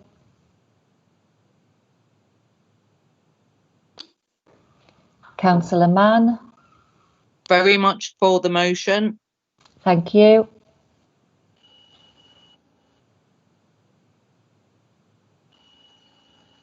Councillor Armstrong. 4. Thank you. And we'll go back and see if we can take votes now from, first of all, Councillor McLennan. Elaine, I've had a message from Councillor McLennan to say that she is having technical difficulties. She would have voted against it, but for it, but I told her that, sorry, she can hear you, but she can't get through to vote.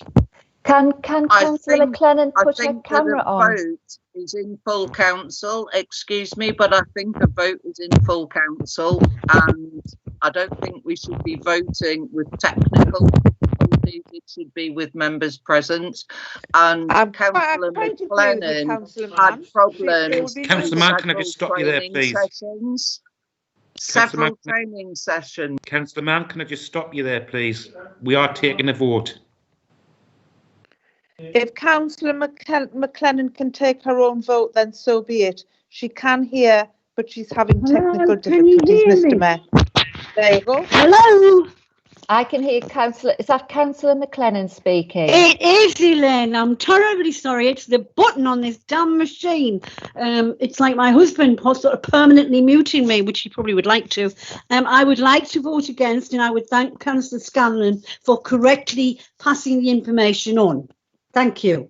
Thank you. Your vote's noted. Thank you. So that was Councillor McLennan voting against, and the other member that hadn't voted was Councillor Roundtree. Councillor Roundtree, are you able to give your vote, please? Yeah, are you able to hear me now? I can hear you, yes. Yeah, against. Thank you.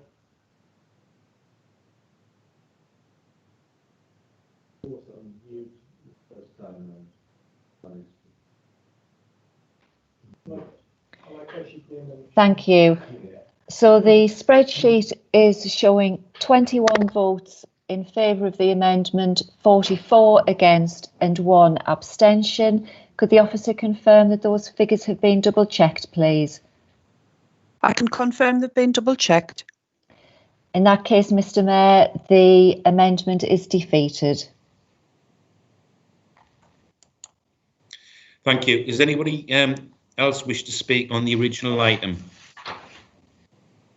If there are other members who wish to speak, please indicate using the raised hand function and state whether you have a comment or a question. Councillor Hodson. Thanks. A brief comment. I'll come back to you.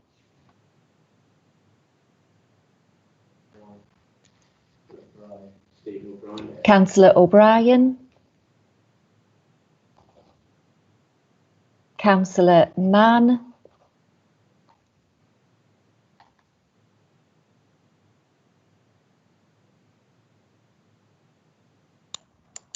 Is there anyone else who hasn't been able to use the raised hand function who wishes to speak? Can you please turn on your mic and your camera, please?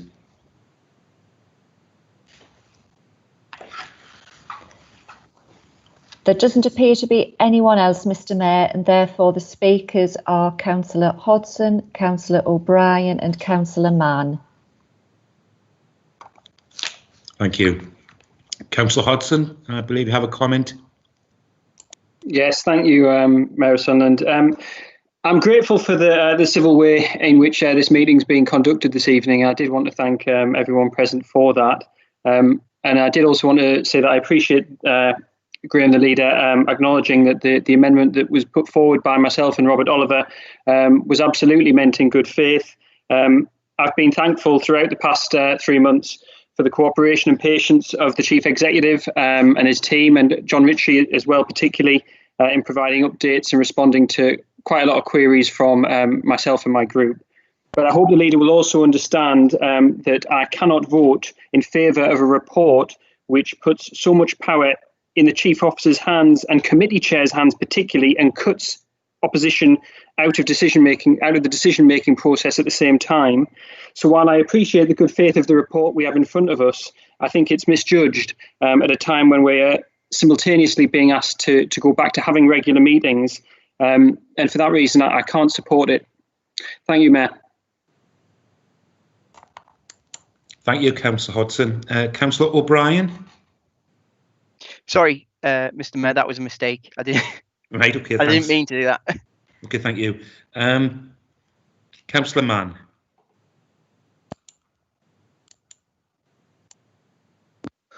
Hi all again. Yes, we have been well looked after by the Mayor, the Executive and the Leader. I applaud it. We've all been working really hard for our City of Sunderland, really hard together. And that is the best thing that's come out of this: community working, community spirit, and the best thing across parties. And I think that this is something that we can work on together in the future.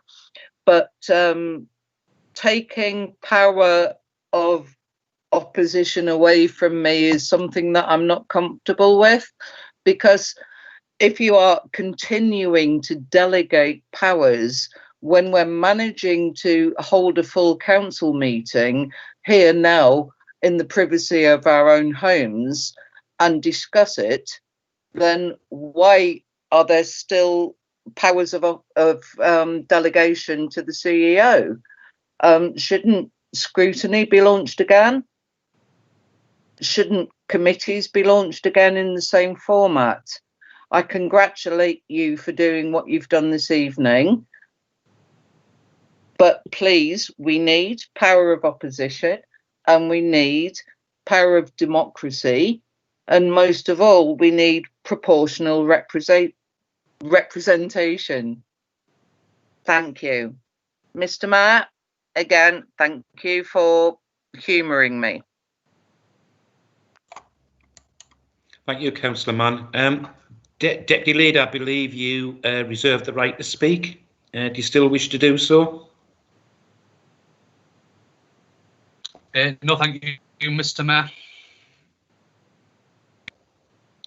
Leader, you have the right of reply. Thank you very much, Mr. Mayor. The point of emergency powers is about the need, if we have to have it, for quickness of decision making because of an emergency that comes out because of the current public health crisis that we're under. To enable the chief executive and officers primarily to deal with that was the key thinking behind it back on the 25th of March. And the public health crisis situation regarding Sunderland in the North East, according to the data that is coming out of Public Health England and the government, has not changed since then. So that was why I was making the point that I think it is folly to remove them now, and we must keep them until September, when hopefully by then we will be clearly through the COVID-19 and be seen to be controlling the virus and beating it. That we've already put through in the agenda tonight the committee diary, which shows that we do have scrutiny meetings and committee meetings coming forward. Those issues will continue, but they did not enable the chief executive and executive directors to deal with that emergency situation should it have arisen. And that was the point of it. I fully understand people's view. I am looking forward, like everybody else, to getting back to council business being done in the normal way. But let's be honest, this council meeting is not normal. You know, we're 3 hours and 15 minutes in, doing it virtually from our homes with officers in a variety of locations. It has been far from ideal, and we need to get back as quickly as we can, sensibly and safely, to having our council meetings in the normal way, but we don't control that. The public health control of COVID-19 will determine that. I would hope that council would support the continuation of powers. That is what the Labour group obviously is going to vote for. We will be voting for this agenda item, even though councillors have understandably said why they do not wish to do so. This has always been and will continue to be, from my point of view and from the Labour group's point of view, about ensuring the safety of residents of the city of Sunderland and trying to ensure that we do not fetter ourselves so that we cannot do something if we need to do so at speed, Mr. Mayor. So I do thank opposition councillors' words. I do believe they're heartfelt. I would hope they'll vote with us anyway, because I believe it's important that we continue to do so, certainly through to September, Mr. Mayor. Thank you. Okay, Councillor Mann, I see your hands up again.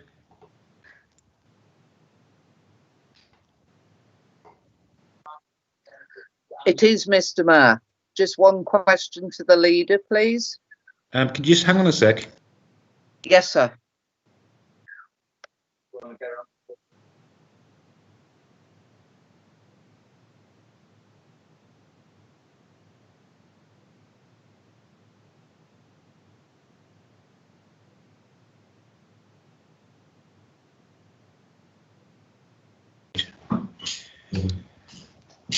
Right, I think I'm back on. Yeah.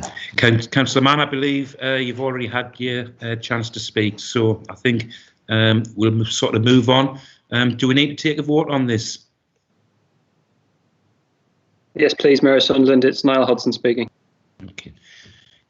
Right, can we take a vote, please? Yes, please, Mayor of Sunderland, a vote on it, please. And it's Pamela Mann speaking, leader of UKIP. Yes, I can see that. Right, can we take a vote? Thank you, Mr. Mayor. So now voting on the main substantive motion. Councillor Atkinson. For. Thank you.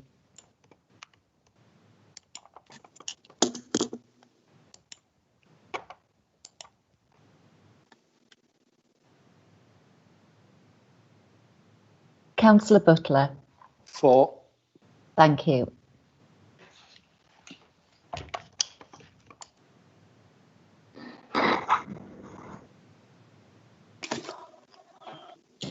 Councillor Checker.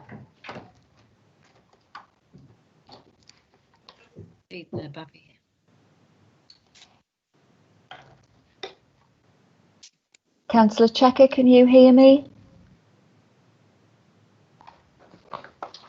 We'll come back to Councillor Checker.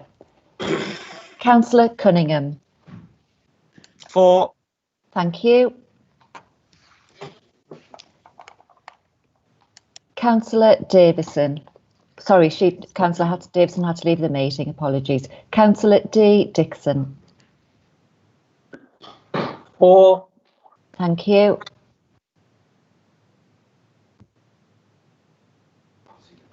Councillor Farthing. For. Thank you.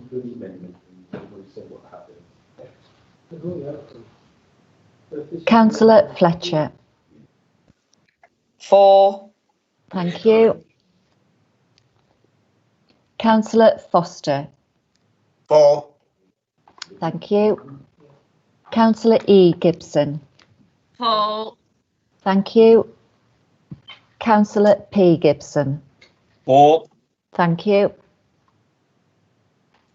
Councillor Heron. For. Thank you. Councillor Hunt. For. Thank you.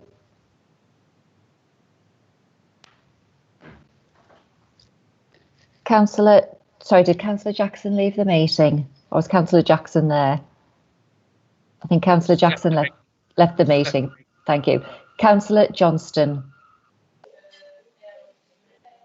For. Thank you. Councillor Kelly. For the motion. Thank you. Councillor Loughlin. For. Thank you. Councillor Lawson. 4. Thank you. Councillor D. McKnight. 4. Thank you. Councillor N. McKnight. 4. Thank you. Councillor Marshall. 4. Thank you. Councillor McLennan.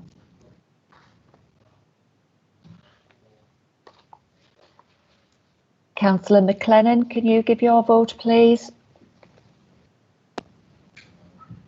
Come back to Councillor McLennan. Can you hear me all right, I can hear you, Councillor McLennan, yes. Can you hear me, Councillor Mann? Yes. Okay, my vote is 4. Thank you. I can hear you, Councillor McLennan. You did refer to me by name there. Can we just get on with the meeting, please, and the vote? Councillor F. Councillor Miller. McLennan did actually said, can you hear me, Councillor Mann? Yes. What's going on? Sorry. 4, please. Thank you.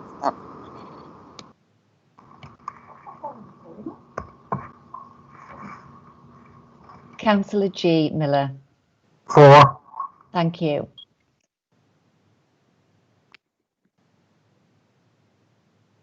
Councillor Mordy. I vote 4, and Elaine, also Councillor Checker's computer link frozen, but I think she's back in the meeting now, so can we double back at the end for Councillor Checker's vote? Will do, thank you. Councillor Roundtree. 4. Thank you. Councillor Samuels. 4. Thank you. Councillor Scanlon. 4. Thank you.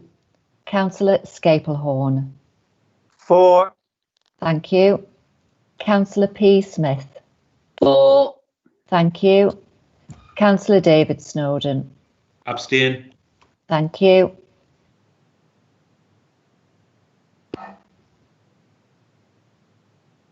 Councillor Diane Snowden. 4. Thank you.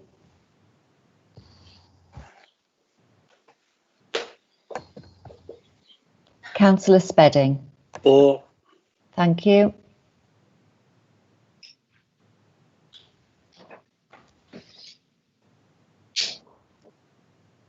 Councillor Stewart. 4. Thank you.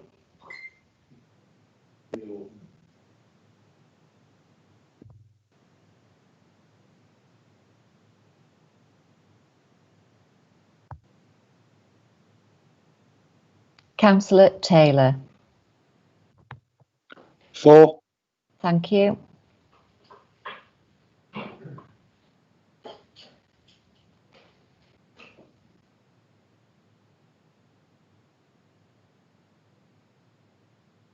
Councillor Thornton.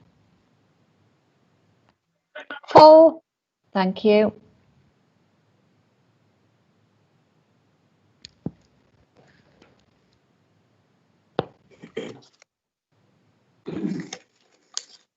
Councillor D. Truman. 4. Thank you.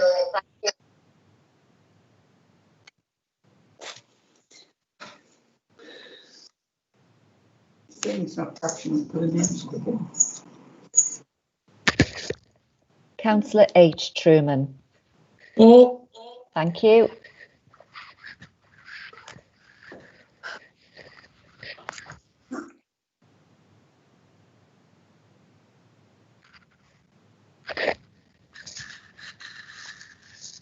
Councillor Turner.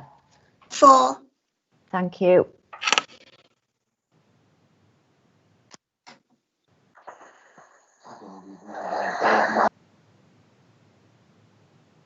Councillor Ty. 4. Thank you.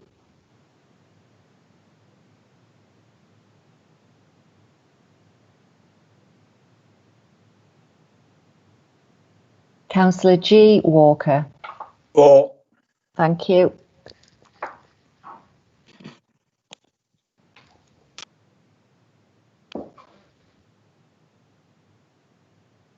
Councillor P. Walker. Or. Thank you.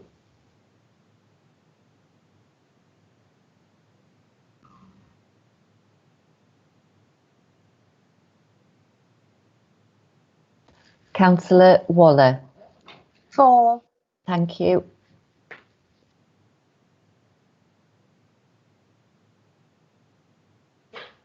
Councillor Watson. For. Thank you.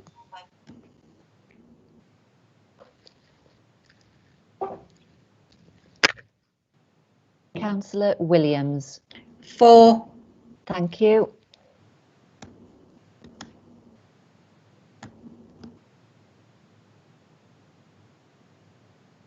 Councillor Kay Wood. For. Thank you.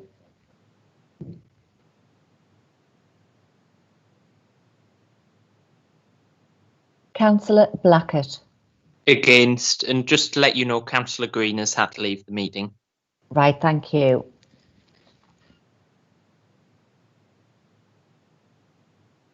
Councillor Doyle. Against. Thank you. Councillor Francis. Against. Thank you. Councillor McDonough. Against. Thank you. Councillor McKeith. Against. Thank you. Councillor Mullen. Against. Thank you. Councillor Oliver. Against. Thank you.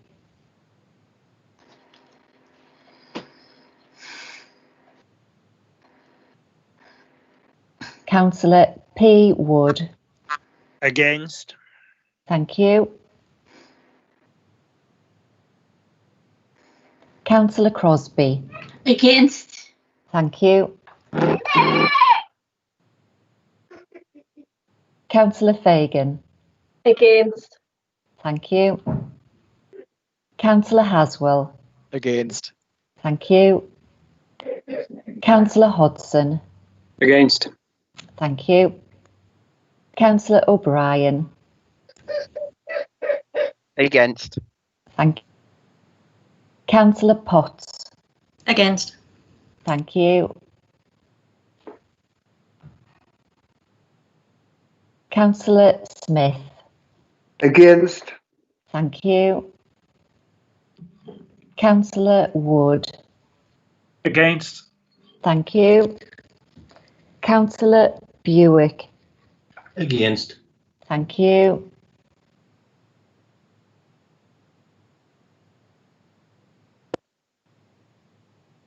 Councillor Jenkins. Against. Thank you. Councillor Mann. Councillor Mann, could we have your vote, please? Councillor Mann is against. Thank you. Councillor Armstrong. Against. Thank you. So if we go back, I think Councillor Checker was the only member who was unable to give her vote. Councillor Checker, can you hear me? Yes, I can. Apologies. Can you hear me now? I can, yes. How would you like to vote? Apologies, Mr. Mayor, my laptop froze. I would like to vote for. Thank you. So, Mr. Mayor, first of all, I should check, are there any members who are participating in the meeting who haven't been able to give their vote? And if so, could you indicate with the raised hand function or switch your camera on, please? Mr. Mayor, there's nobody indicating. The spreadsheet is showing 43 votes in favour, 20 against and 1 abstention. Could the officer confirm if those figures have been double checked, please? I can confirm the vote. In that case, Mr. Mayor, the motion is carried. Thank you, Elaine. We now move on to the final report on the agenda, and it's the appointments to committees and outside bodies. Leader, would you please move the report? I so move the report, Mr. Mayor. Deputy Leader, do you second the report? I second the report, Mr. Mayor, and reserve the right to speak. Leader, would you like to speak to the report, please? Thank you, Mr. Mayor. The report is fully laid out for everybody to see. Thank you. If any member wishes to speak on the report, please indicate using the raised hand function and state whether you have an amendment, a comment or a question.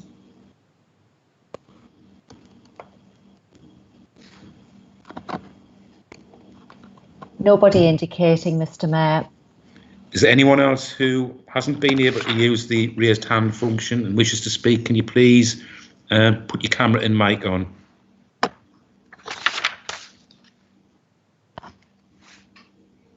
Again, nobody indicating, Mr. Mayor. Thank you. Deputy Leader, you asked the right to make a statement. There's nothing to add, Mr. Mayor. I just ask colleagues to accept the report. Thank you. Leader, do you wish to say anything else on this? On the report, no, Mr. Mayor, but I would like to say thank you to the officer corps who've worked wonders to get this meeting running technically so that we could actually hold it, and it has worked slowly but very well. And Mr. Mayor, I think you've played a blinder tonight, so my personal thanks on that, but the report is fully laid out. I've got nothing else to say in it. Thank you, Mr. Mayor.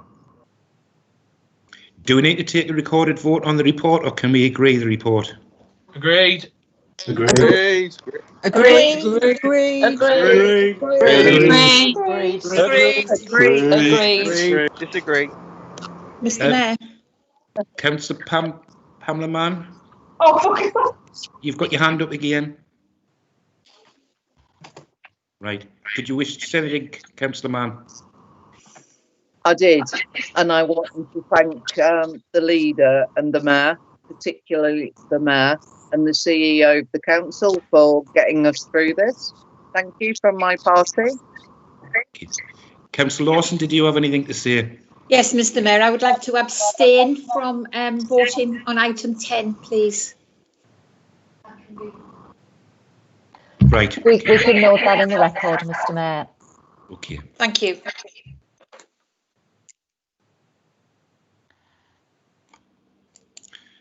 Okay, everybody.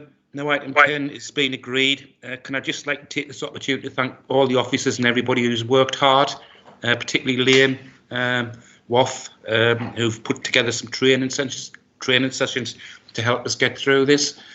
So well done, everybody, and let's just move forward, and that concludes the meeting. Will everybody switch the mic off and leave the meeting, please? Thank you, Mr. Mayor. Do I leave the meeting? Bye.